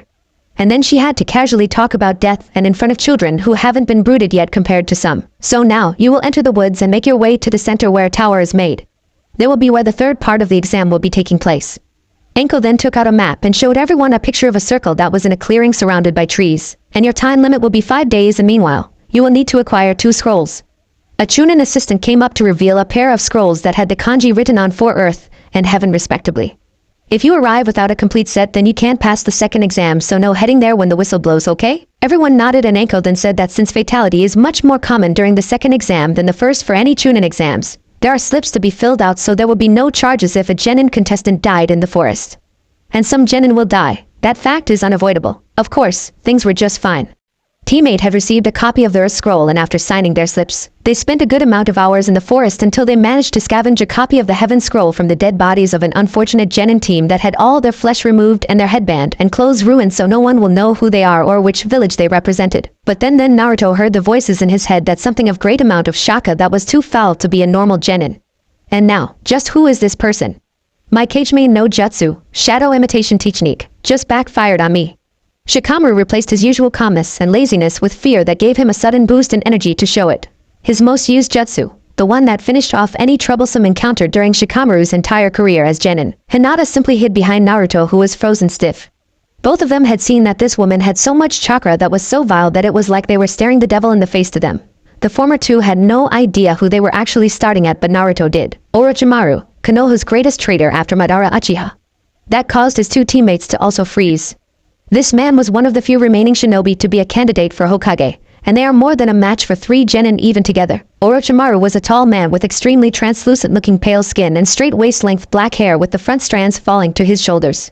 He had a long face with pronounced cheekbones, golden eyes with slits in his pupils, purple markings around his eyes and fawn-like teeth, a reference to his snake-like nature. He wears plain gray garbs with black pants and a thick purple rope belt tied in a large knot behind his back and blue tomo-shaped earrings. He is seen wearing a black polo neck under it. He also wore blue sandals. Cuckoo. Orochimaru started to chuckle in a way that sent shivers up teammates' spines. Looks like my reputation perceives even as far as the teams of freshly brooded children. And you all look so tasty. Orochimaru said with his tongue out like a snake usually does to smell the air, which only made him even more terrifying. But why are you here? We are just fresh meat for all the animals here. You won't waste your time and risk your presence for such a stupid reason. Naruto asked while Shikamaru shifted towards the blonde, who seemed to be the strongest and bravest of the entire teammate. You are cleverer than my resources informed me of. Orochimaru responded. But you are right, of course. I am after someone else entirely, but it seemed that I ran into you 3 first. I can't help if the team is slow and that you don't know what the definition of a shinobi is, Orochimaru. Now let us through. Naruto said, as bold as ever, but Orochimaru laughed instead. You are really amusing, and not everyone amuses me, Naruto-kun. But you will just sell me out, and I don't let anyone live to do that. You will do the same, will you? Orochimaru said with his ki up again, but Naruto was not to back down so easily. I will do it better than you are doing now, Orochi team. With your ki, you will just alert your former teacher, and the Anbu that you are here if you delay longer. So spare us and save yourself like the coward you are, or you can preserve your pride by killing us all while we run. Naruto dared Orochimaru, probably the most foolhardy thing anyone could possibly do in their finest, or in a better word, last hour. But it worked. That Orochimaru growled on how he was now in a proverbial corner. Lose-lose scenario. No easy way out, and it was all Naruto's fault. After a good minute, Orochimaru roared like an enraged animal. Fine. You have now amused me and annoyed me, but if you try to do this again, then I promise that you will die, either by me or by my many spies. Orochimaru then turned into a clump of mud that settled on the ground, just a second before more company came. Gaki. What the hell happened? Where is that bastard? It was Anko again, and she seemed a little ticked off. Unlike the Anbu nearby, we don't know. We never tell our enemies where we are going, specifically, but for someone like Orochi Pedo team to be here is Sasuke. Naruto said it all in one breath, and while Anko was smiling at Naruto's nickname for the man she hated the most, the Anbu gasped in realization. You don't want us to find Hokage Gigi, and tell him that Orochimaru was allowed to roam free in the forest of death because you were dilly-dallying, right? Naruto got his answer when every single Anbu shinobi vanished with such force that the dirt that was directly under their feet had scattered in a sudden draft. Later, so brat, you actually talked down Orochi team into a proverbial corner, and he actually let you live in favor of escaping us? I know the old snake. He doesn't let anyone know that he is here, so he might actually come for your next later, brats. Anko decided to accompany teammate to make up for yet another lost attempt on her former master's life. What can I say, Anko-san? Even cowards have their own twisted pride. Naruto responded while Hinata and Shikamaru remained as near to him as possible. They were still afraid of Anko for the sadist and creepy display from when she introduced the entire forest to the remaining batch on contenders. You have guts. I may hate my former teacher, but even I know that kids like you are pretty much dead if you face a shinobi like him. He is still as strong as when he was part of a shinobi team that Hokage-sama trained years ago, and all 3 had become sages during the Second Shinobi War. Anko responded with another warning. Yes, Anko-san. And thanks for walking us to the tower. Can you promise us that Sasuke will be okay? We can't have Orochi Pedo team messing him up when he finally became a real great guy to hand out with. Naruto asked one last thing, and Anko gave her sadist smile before nodding. I will check it out once the final exam starts, and you guys are good kids. Don't die on me or I will bring you back so I can kill you myself. Teammate nodded furiously and ran directly into the tower, their destination. Inside was a riddle that went like this. If you lack in earth, then run through the fields to seek opportunities. If you lack in heaven, then learn and expand your horizons. If you lack in both, then you will never succeed. If you lack in none, then you will always find your way in life. Hiruzen Sarutobi, 3rd Hokage of Konohagakure. After some thinking it over, Shikamaru came up with the answer. Opening the scrolls they acquired in the forest that had heaven and earth written on them respectively, they threw both scrolls to the ground to reveal Kurinai, waiting to congratulate them on winning the second exam. Don't relax yet, Sochi. Naruto heard his mother talking to him once teammates were asked to stay in the rooms found in the tower until the 5 days are up. Orochimaru is still out there. We both can still feel that foul chakra, Naruto-kun. That was Mito and Karen all at once, and their message was clear enough to make Naruto widen his eyes. He almost yelled this out before containing himself at the last second. You must have Sasuke's signature down. Did something happen to him and his team? Was Orochimaru's signature there just recently? The girls are not certain, Naruto-kun. This time, it was his adoptive uncle Nagato. Orochimaru was definitely near, but Sasuke-kun's signature is still going strong. One last thing to mention is that Orochimaru's signature was about to ambush Sasuke and his team but had to change direction entirely when a large group of powerful signatures came. A lot like when Orochimaru left you and your team to be spared, Naruto-kun. This caused Naruto to let out a breath of relief that he didn't know that he had. Sasuke and his team had been spared of Orochimaru for now. The blonde will have to wait for Sasuke while on alert from his resident souls sensing for anything to happen. And the first thing Naruto will do once he ran into Sasuke and his team is to let them know what is going on from his own point of view. One thing is for sure, with Orochimaru around, the Chunin exams will be unpredictable. Sasuke! Ino! Kiba! Naruto shouted as his unsettled nerves finally relaxed to see that Team 7 had made it in one piece. In terms of all 3 members still alive and kicking. Naruto! The 2 boys embraced like brothers, which could have been disturbing, but everyone was somehow used to see a boy treat another of the same age like a younger brother. And that was because that same boy's mindset was like so. Something happened in the forest. I heard everything from Anko-san and the NBU. Orochimaru is after you, Sasuke, and even the tower doesn't feel safe. Naruto said with seriousness that made him forget about the nickname for the snake sage for the time being. But why? He is an outlaw, a traitor, so why would he go after us? Kiba shouted while Ino was no better, hugging her boyfriend who tried to settle her down with an embrace of his own. Orochimaru could care less about the well-being of either of you, but he is after Sasuke's bloodline eyes. With them, he could complete his goal. Anko-san told me everything since she was forced to be burdened with this knowledge. Naruto started. Orochi Pedo team wants to learn every single jutsu in the world, but 2 things are required. An extended lifespan and eyes that can copy the jutsu that normally require a certain bloodline to master and use. That includes Sasuke's Sharingan. Once those last words were said, everyone's gaze was on Sasuke himself. The said boy felt like the world started to glare at him all at once.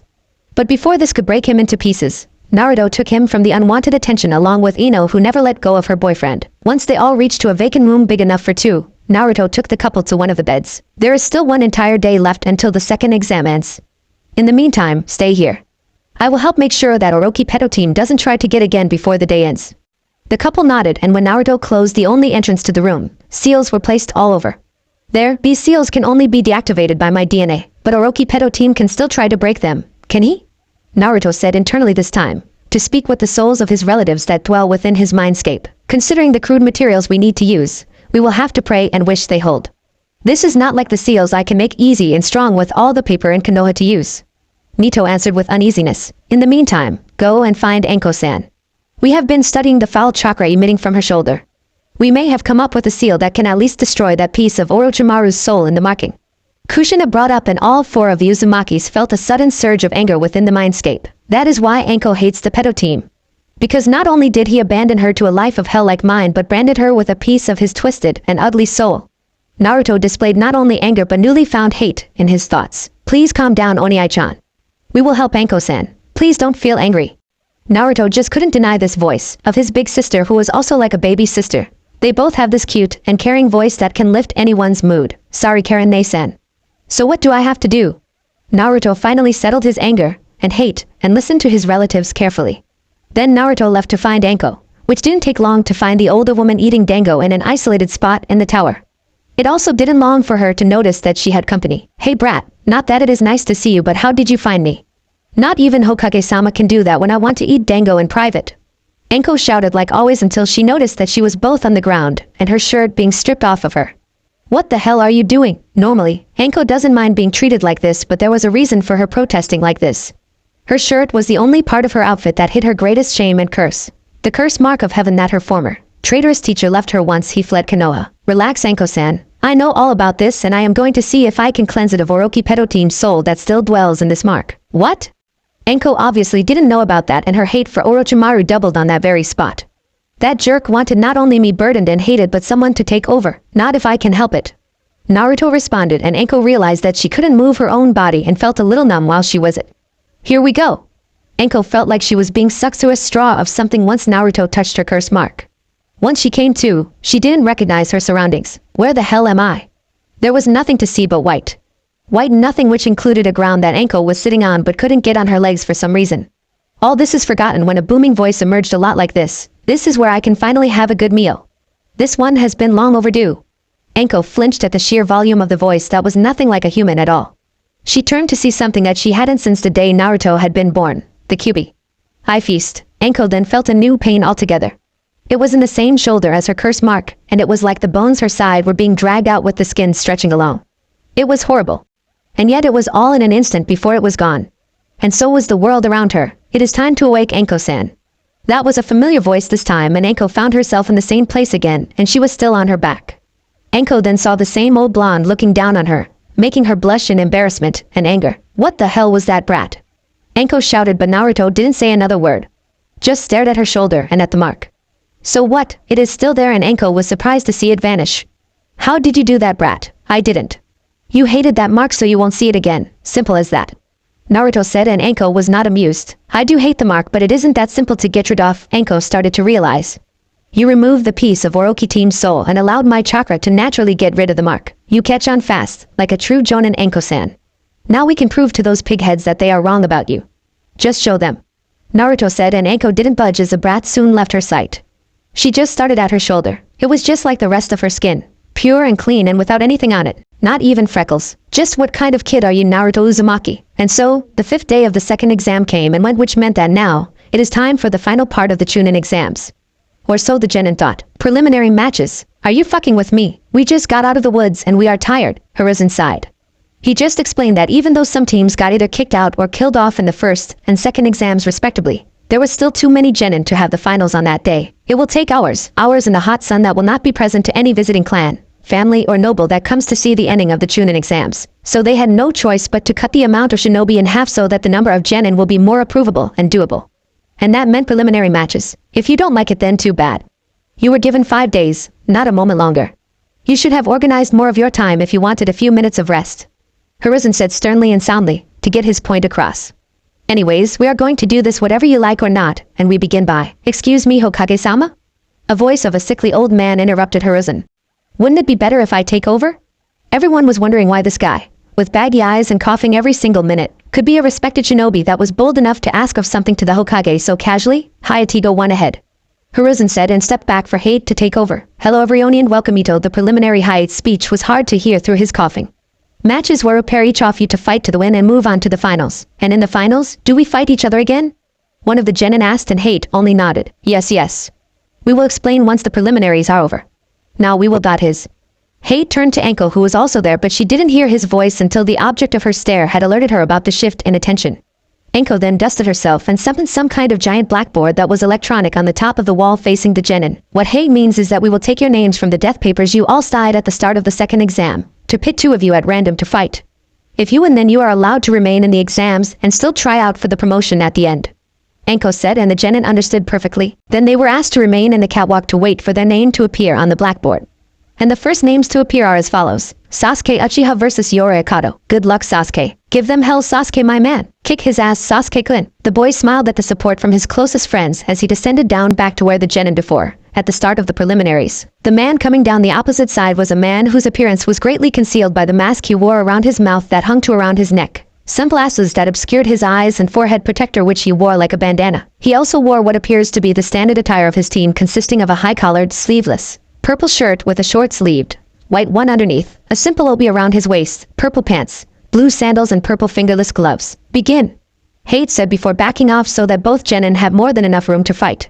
Sasuke wanted the first move, to see how his opponent takes it, and the former did it by sending 5 kunai and 5 shuriken with some kind of markings on each of their handles at Yoroi. The masked man took out one of his own kunai to deflect half of them while dodging the other half.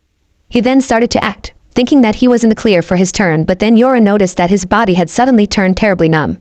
So bad that he could barely move. All Yoroi could do was see Sasuke smirk like a kid who was about to win against his father in a card game or such. You like it? I got it from my big brother who taught me how to use it. He called it the Juten Sudawana Key, 10-point star trap seal. I personally love it. Sasuke said in a mocking voice that successfully got Yoroi to heat up under his mask with anger. But then Yoroi actually got up with the kunai and shuriken glowing an eerie blue that made Sasuke squeeze his eyes. Another thing that he learned from his big brother. Never show fear or shock because the enemies of a shinobi can use those to disastrous results. I see that you have got past me that the assault was to capture me instead of doing damage, but you couldn't tell from first glance that I can absorb the chakra of others and that includes your seals. But Sasuke wasn't worried at all and only placed his hands in the Tiger Hand seal which caused an explosion all around Yoroi. Everyone beside Team 8 and Team 7 were shocked. Among the trapping seals on the kunai and shuriken were explosive seals underneath. That could be lethal for any regular human being, but Yoroi had managed to gain some extra chakra to shield himself from the heat and impact of the explosion around him, but he instead looked worse to wear and even had the sounds of heavy panting in his voice. Damn you, Uchiha. Now I am out of mercy. Yoroi then ignored the pain of the exhaustion in his bones and muscles to charge for Sasuke, to give a right-hand punch but... Arg. What? Yoroi felt like he was blinded by something that glazed his eyesight which got him to instead hit a portion of the concrete wall behind Sasuke. The real one was only a few inches from Yoroi, still with a smirk. So am I. Sasuke delivered a real punch that did extra damage since Yoroi's guard was a real mess. But this man was not a genin for nothing and still used his superior weight and mass to at least gain an advantage against the smaller but faster Sasuke. That is, until Yoroi was able to use both to grab Sasuke into a hold on the ground and his hand on the latter's forehead, once again coated with the same eerie blue glow. Now I have got you. And your chakra is mine. Yoroi boasted of the edge he had gotten over his much younger opponent. That is until Sasuke exploded right in his face. Literally, Sasuke. Yoroi heard it in the crowd and felt like he truly won by forcing his opponent to commit suicide to do some extra damage, but instead of the sound of bone and flesh hitting the ground, it sounded more like tree wood. Thanks to my girl, you have lost. Yoroi heard that voice and only had the time to sweat until the world went black. And not because his sunglasses were covered in dirt and concrete, but that Sasuke had landed another powerful punch. This one to the rear of Yoroi's head. Yoroi couldn't feel or hear anything anymore. Not even when Hate appeared to check the vitals. Shosha, Sasuke Uchiha. Alright Sasuke-kun. You were amazing. Ino was the first one to reach the said boy once he had gotten back on the catwalk. Everyone was shaking their heads when the couple kissed each other's face of. Ino just wasn't known to be shameful or modest now that she finally had gotten a boyfriend. Big brother eh? Sasuke? Naruto said looking at the said boy with a tone and expression that demanded an explanation. The only one given was Sasuke laughing nervously and rubbing the back of his head, a habit that was one of Naruto's. And now Sasuke had caught it like the flu. Naruto didn't say another word and he didn't need to in order to watch a couple of more matches of genin that he didn't know personally. But the real kicker came when the board showed two names that Naruto didn't know. Sakura Haruno versus Ino Yamanaka. Good luck Ino. Naruto said to the said girl who just say who she is going to fight. You have the chance to prove once again to Haruno that you are the better girl for Sasuke. Ino gasped in realization and then smirked evilly. Good luck and show everyone what a girl can really do. Sasuke said with a calm and yet excited tone that got him awarded with a kiss on the lips and the promise of another if Sasuke keeps cheering, regardless of who wins. Sasuke then promised to give Ino a kiss if she did win. That raised the stakes for sure and somehow, Sakura had heard every single word of it. I will still beat you and when I do, Sasuke will kiss me. What a foolish girl she is. Now everyone saw her as a desperate fangirl instead of a human girl. Not even a Sumasarutobi, son of the Hokage and Sakura's sensei, can look at her in the same light again with hope that he could change Sakura for the better. He had failed. Begin. Hate announced the start of the match and had to disappear in a flash in order to get out of the crosshairs for Ino's storm of kunai. Sakura tried to dodge them all but got a huge gash and various cuts already. But this was ignored by her and Sakura's anger at Ino who looked smug at the insult and injury. Bunshin no Jutsu, clone technique. Sakura then made it look like she had created copies of herself as illusions. But Ino wasn't finding this even funny and managed to hit the solid Sakura. How? Illusions don't leave footprints since they are not solid Sakura. I thought you will know that as well as I did under my training. Ino said with distaste to Sakura's ignorance to the obviously weakness with her jutsu. Now. Ino took her long hair and cut it with a spare kunai, and then threw it at Sakura. As the girl screamed and braced for something of an attack that she thought Ino was doing, Naruto was asking Sasuke if he didn't mind Ino cutting her hair like that. She wanted to grow out her hair for occasions like this, and it will grow back. I like her blonde hair if long or short. Naruto took it with a smile and turned to watch the rest of the match. Just in to hear Ino shout, Shintenshin no Jutsu, mind-body switch technique. Her body had suddenly went limp and Sakura shook, like she suddenly got a cold, and picked up one of the hair strands. While in the palm of her hand, the hair strand suddenly went for Sakura's neck in an attempt to disable her but something went wrong. Sakura suddenly dodged and Ino's body had regained life again. The latter then smirked at the former. You still surprise me Sakura. That you have this better inside your head, just wanting to get out and rape my boyfriend huh? How dare you? Sakura charged, thinking that Ino's exhaustion from using so much chakra all at once will give her an edge. She was wrong. Ino was able to match every attempt to get a hit with movements to cancel out the power in the attacks, if you can count them as such. I do dare because I can and I can also do this. Ino delivered a mean left hook and a kick to the stomach that stunned Sakura a little while. I can do this too. Sakura then charged once again, but more like a wild and angry bull that got Ino in the stomach too. But Sakura couldn't get anywhere when Ino used friction to stop both of them. Okay, that hurt a little, but this will hurt a lot. Ino shouted, and Sakura realized too late that her attempt to get some damage and had only got Sakura herself open for Ino to pound on her head with both of her hands locked by fingers. Sakura was out like a light in no time without any problem at all. Shusha, Ino Yamanaka. After that match, to give a better image to the term cat fight, it was another match of lesser-known genin until the next set came like this. Hinata Hyuga versus Tenten. It is your time to show them all what you really are. Naruto turned to his own girlfriend and gave her a kiss on the cheek that could have caused her to faint, but she was a lot more confident and giggled instead. One of her dreams left, other than marrying Naruto, was to prove to her family members that they were both wrong about her, and the idea of keeping the family into two. One is the master while the other was the slave with the ultimate slave mark. Begin! Hade shouted as soon as both kunoichi were on the ground floor and on the arena. Tenten then took the first move by unsealing some kunai and rained them on Hinata, something that was now somewhat of a bore to everyone. It is scary on what you can get used to after all. But this time, everyone was surprised to see the last thing they expected. Hinata had not even tried to dodge or deflect the kunai but managed to catch every single one with her bare hands. Tenten was in shock. This one is so new that it stunned her. That was her undoing when Hinata sent them flying back. It took amount of half of them cutting at her skin to get Tenten to dodge the rest. But when he reached for more, she felt something wrong. Tenten looked down and saw that her clothes were shredded and were hanging loose on her body. My clothes! Turning around, Tenten saw that her own kunai had not only attacked her but had disarmed herself completely. My weapons! Tenten couldn't even more to retrieve them without risking tripping over her loose clothing and expose more of her private parts. Perhaps she should have been more diverse when it came to a profession, Tenten. Otherwise I couldn't have done all this. Hinata said in a way that Tenten shivered at. All before she got angry enough to actually strike Hinata when she was directly in front of her. Shut up. You stole me weapons and humiliated me, but I don't care anymore. Tenten actually ran, and ignoring that her pants were now revealing her plain white panties for all to see. All to get her weapon scrolls back. Now take this. Sasharyu, twin rising dragons. This was unique to Tenten since she was a genius when it came to weapons, even more than most shinobi in the land. First, she places two small scrolls in an upright position on the floor. When activated, the two scrolls release smoke, while also flying and spinning into the air in the shape of two dragons made of smoke. Tenten then jumps between the two scrolls, and starts to rapidly summon and throw all sorts of weaponry as a powerful projectile barrage. And yet, with all the flair, Tenten let her guard down when she thought that she had finally got Hinata, only to see that her work had only proved herself a complete failure at wood carvings. Not with a badly damaged log with all its pieces around the main body with a large carving. Then Tenten felt like someone had hit a certain spot on the back of her head before the world turned dark, silent, and numb. I wish you will realize that we were taught the basics for a reason, and I learned my own way with the help of Y-Team and my love Tenten. And to think I was going to let you marry Oni-san when I become the next head of the clan. Hinata said without any stuttering or low self-confidence at all. In fact, Hinata was always scary without both. Regardless, everyone cheered for this great match, even if it was one-sided. It was like how a senior does a freshman when it came to genin. But then came something that set everyone's expression down to tension. The board showed another set of names, but it was the combo that made everyone tense, and the source of it that passed to the civilians was the genin who did to a couple of the jonin as well. Naruto Uzumaki versus Niji Hyuga. That was to be a match never to forget for anyone who loves a good shinobi duel. But just how will both Hinata and the Hyuga clan take the aftermath?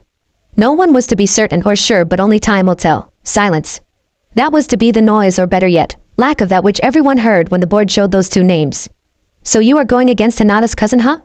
Naruto then heard the voice of his uncle speak to him. Yeah, I wonder what she will think of me whatever I win by beating on Niji or lose to him. Naruto responded, even with Niji treating her like his lifelong enemy, she still loves her. What do you think, Ka-san, Karen-ne-chan, and Nitobu-chan? Naruto then asked for his female occupants for some advice. I will say that if you try to forfeit, then you will hurt your girl twofold, Naruto-clan. That was Kushina's voice, and it was true. Forfeiting wasn't really the way out of a possible lose-lose situation, but the coward's way out of a tough decision. And being like that is the last thing Hinata needs in her boyfriend. How about you do it anyways, Naruto-ne-san? If you win, then you can make up to Hinata-chan by helping her with her cousin. Naruto then heard Karen taking her own turn. I believe that to be the case, Naruto-kun. You can at least talk Niji down until he is exhausted, then the boy should be willing to listen to just about anyone, even your girl. Naruto nodded when his great aunt Mito spoke as the last of the bunch to speak to her great nephew. Okay, I will try. I will not let anyone down and not Hinata-chan especially. Naruto spoke to them all and got ready to walk down to the fighting area. Are the two combatants ready? Hate asked and both Naruto Uzumaki and Niji Hyuga nodded. Then begin. The proctor announced and threw his hand downward to signal the beginning of the latest match in the preliminaries. You might as well quit right now. You will spare yourself of humiliating not only yourself but Hinata-sama for choosing the wrong boy to be her man. Niji tried to taunt Naruto, something that the former thought he was a master of. Think about it, even if you win then Hinata-sama. Niji tried to go further but suddenly found himself feeling like he was suffocating. The air had gotten so heavy that his voice drowned in his attempt to regain steady breathing. I have thought about it, Niji. Naruto spoke, almost like he was possessed by a demon or the devil himself. I think that I am going to fight not for my promotion but because fate had gave me a chance to help your family. The Hyuga clan of Konohagakure. Something that you are hoping to break apart while you stand on the sidelines, laughing. Niji could only croak worse than a sick toad to all this. And that is something that I will never allow to happen. Even with a man who is just too afraid to admit that he was wrong to hate his own cousin or that there was no way for Hinata-chan to escape a Jonin's grasp at 3 years old, or that your father willingly allowed himself to be killed, Naruto said, and that got Niji to growl instead of just croaking. You don't have the right to talk about this like it is your business. Niji shouted, but since he was no longer confident, or even smug, just words couldn't even get children to flinch. You're right. I shouldn't be involved so soon, but since you are getting Hinata involved with some deadly business when she never did anything that bad to you, here I am. Naruto said, and Niji growled again. And don't give me that, since she is weak that Hinata will always be. She is not weak in body, not weak in mind or weak in soul. You are. I am not weak. Niji finally got up, albeit with shaking legs. I was the rookie of the year in the academy. My team are miles ahead of you thanks to me. I am not taking about the academy or your team. Naruto barged in. And if you were weak in body then you should have been promoted much earlier than today, and without the need to take the exams. No, you kept yourself weak so you will still take the exams and take a twisted opportunity to try and kill Hinata-chan, only that you are matched with me instead. Naruto explained. All I see is a boy who is angry at the wrong people because he doesn't want to face the ones that really killed your father, the Reikage and Kumogakure. Shut up. If Hinata-sama. Niji shouted but only swallowed his words in boiling anger to see that Naruto only showed the emotion of annoyance, topped with the whatever gesture flap of his hand. We all know, and we are tired of the same old story. It is still as boring, stupid and unbelievable as ever. Naruto said with pure disrespect in his tone that only got Niji angrier, if that was possible. So, how can you still deny that you hated the wrong people for so long? Now that is stupid. I said shut up. Niji shouted, trying to go for the killing stroke this time. But Naruto just dodged every single one of those, taking his unspoken vow to heart. Hold still. Naruto just shook his head at Niji, like a disappointed teacher to an unimpressive student.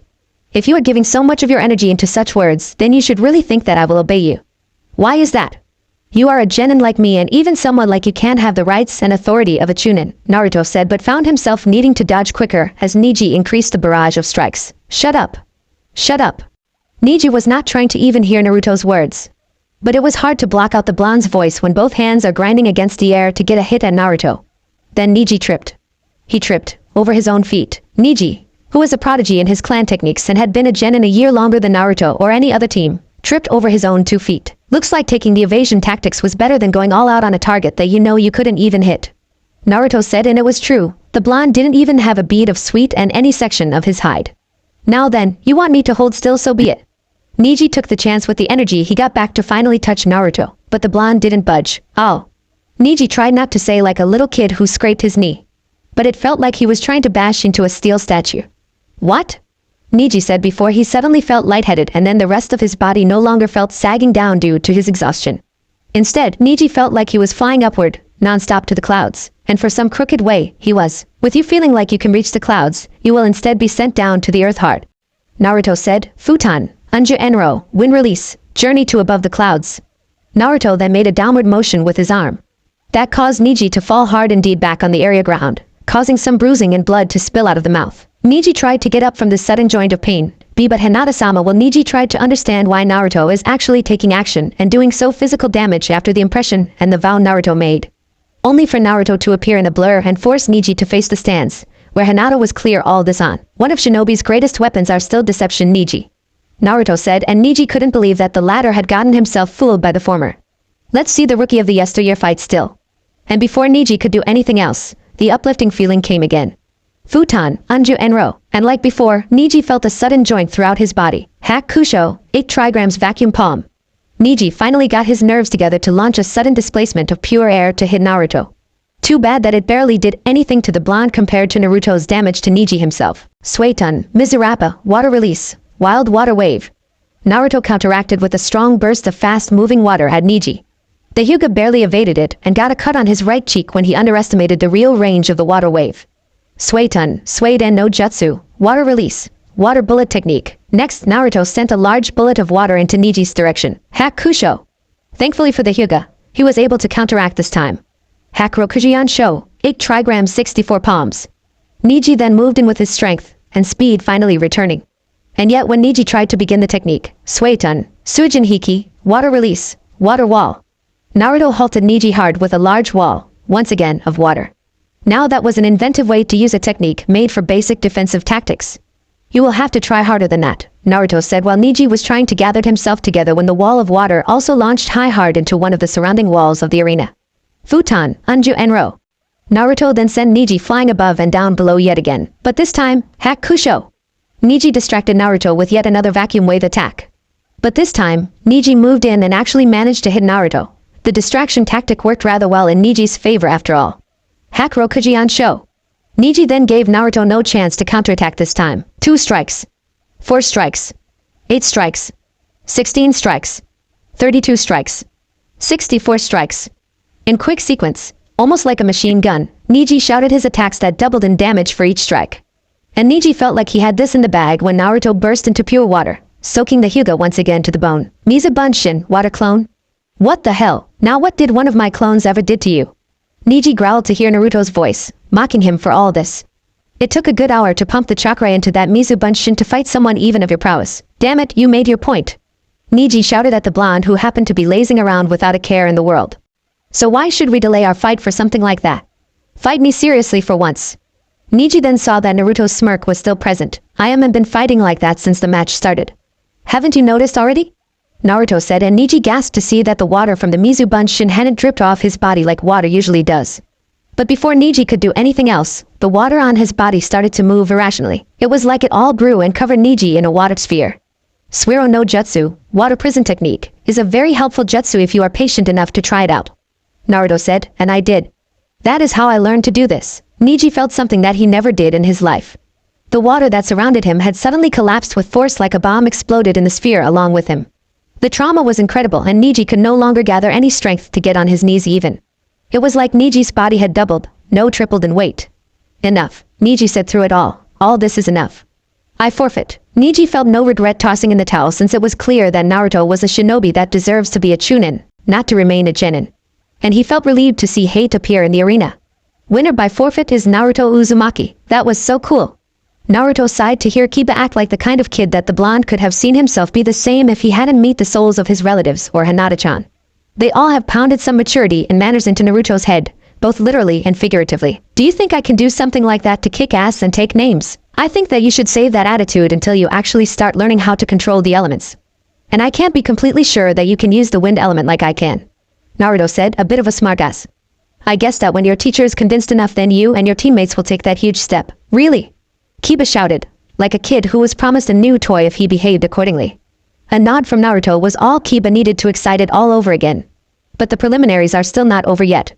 After a short while, the board then showed 2 more names, Shikamaru and Nara versus Kintsuchi, and when those two were pitted against each other, it was a very short match. One that Shikamaru had only won because he didn't want to face his mother if he lost. So when he finally showed motivation to fight, it was an easy match, and even easier for Shikamaru to trap his opponent in his signature jutsu. And all Shikamaru had to do was force Kin to knock herself out conscious since he forgot that she was facing a wall while her opponent was in the wide open. Shosha, Shikamaru Nara, compared to Naruto's epic battle with Niji, this one was like a simple soap opera. Yet not even the housewives that love the soap operas were excited in the aftermath of this battle. Everyone didn't even look at Shikamaru who won his match easily. They just want to see the next pair of genin to fight each other. And then the board finally showed 2 more names, Kiba Inuzuka versus Kankuro. Alright. Kiba shouted and grabbed the little white puppy partner of his for his preliminary battle. We are going to win this for sure. Kiba showed enthusiasm for this battle, if only it was appreciated better. Because later, is that it? Kankuro said, with a puppet that once impersonated him by his side. I thought you clan heirs were more than all this bullshit. And right in front of Kankuro was a very badly beaten Kiba and Akamaru tied to the ground. Oh well, let's end this. The puppet user then used the life-sized one that he called Crow to give a beat down on Kiba until the dog trainer wasn't even conscious. It turned out that the Kankuro that everyone saw walk down to the arena was a puppet, cleverly and masterfully molded to not only look but also act and talk like the owner. That was to be the mistake Kiba made to try and destroy the puppet, who was agile enough to dodge the dog boy's attacks. And when Kiba burned half his energy into finally striking the puppet, it was easy for Kankuro to reveal himself and take advantage of Kiba's exhaustion. It was a real pity that Kiba never learned what Naruto had proven when the blonde fought against Neji, that you should never tire yourself out, failing to hit your opponent. It was just giving them a golden opportunity for an easy win. The Inuzuka clan sure didn't look happy about how their heir had made such a stupid mistake of letting his huge ego get the best of him. Later, when the area was cleaned of the blood and the two fighters removed, the board showed another pair of names. And this time, no one was expecting much, and we just content to see one of the random pairs that include this one. Choji Akimichi versus Masumi Tsurugi. And when Choji showed signs of hesitation, he heard from his teacher that a free trip to his favorite place to eat. That got someone who loves food to get down to the arena in a blur. And when Masumi joined Choji, Hate announced the match to begin. Masumi was the one to make the first move and surprise everyone with his ability to dislocate his nerves and bones to treat his body like rubber. This allowed Masumi to bond his victims until he crushed them. And when he attempted to do the same for Choji, Masumi underestimated the clan heir's power. Not to mention that Choji finally found a way to use his weight to his advantage, which includes crushing Masumi into the ground and grinding the rubberly genin around when Choji used a technique he called the Nakuden Sasha, human bullet tank. And pretty soon, Masumi couldn't hold on to his target, while Choji won't let up, rolling like a boulder down a hill. And after that brutal showdown, everyone was just begging for more. And they got it when the board showed two of the few remaining names on the list. And this time, they can expect a fierce match with an expert in hand-to-hand combat going against a mistress of the wind. And the names are Temari versus Rock Lee.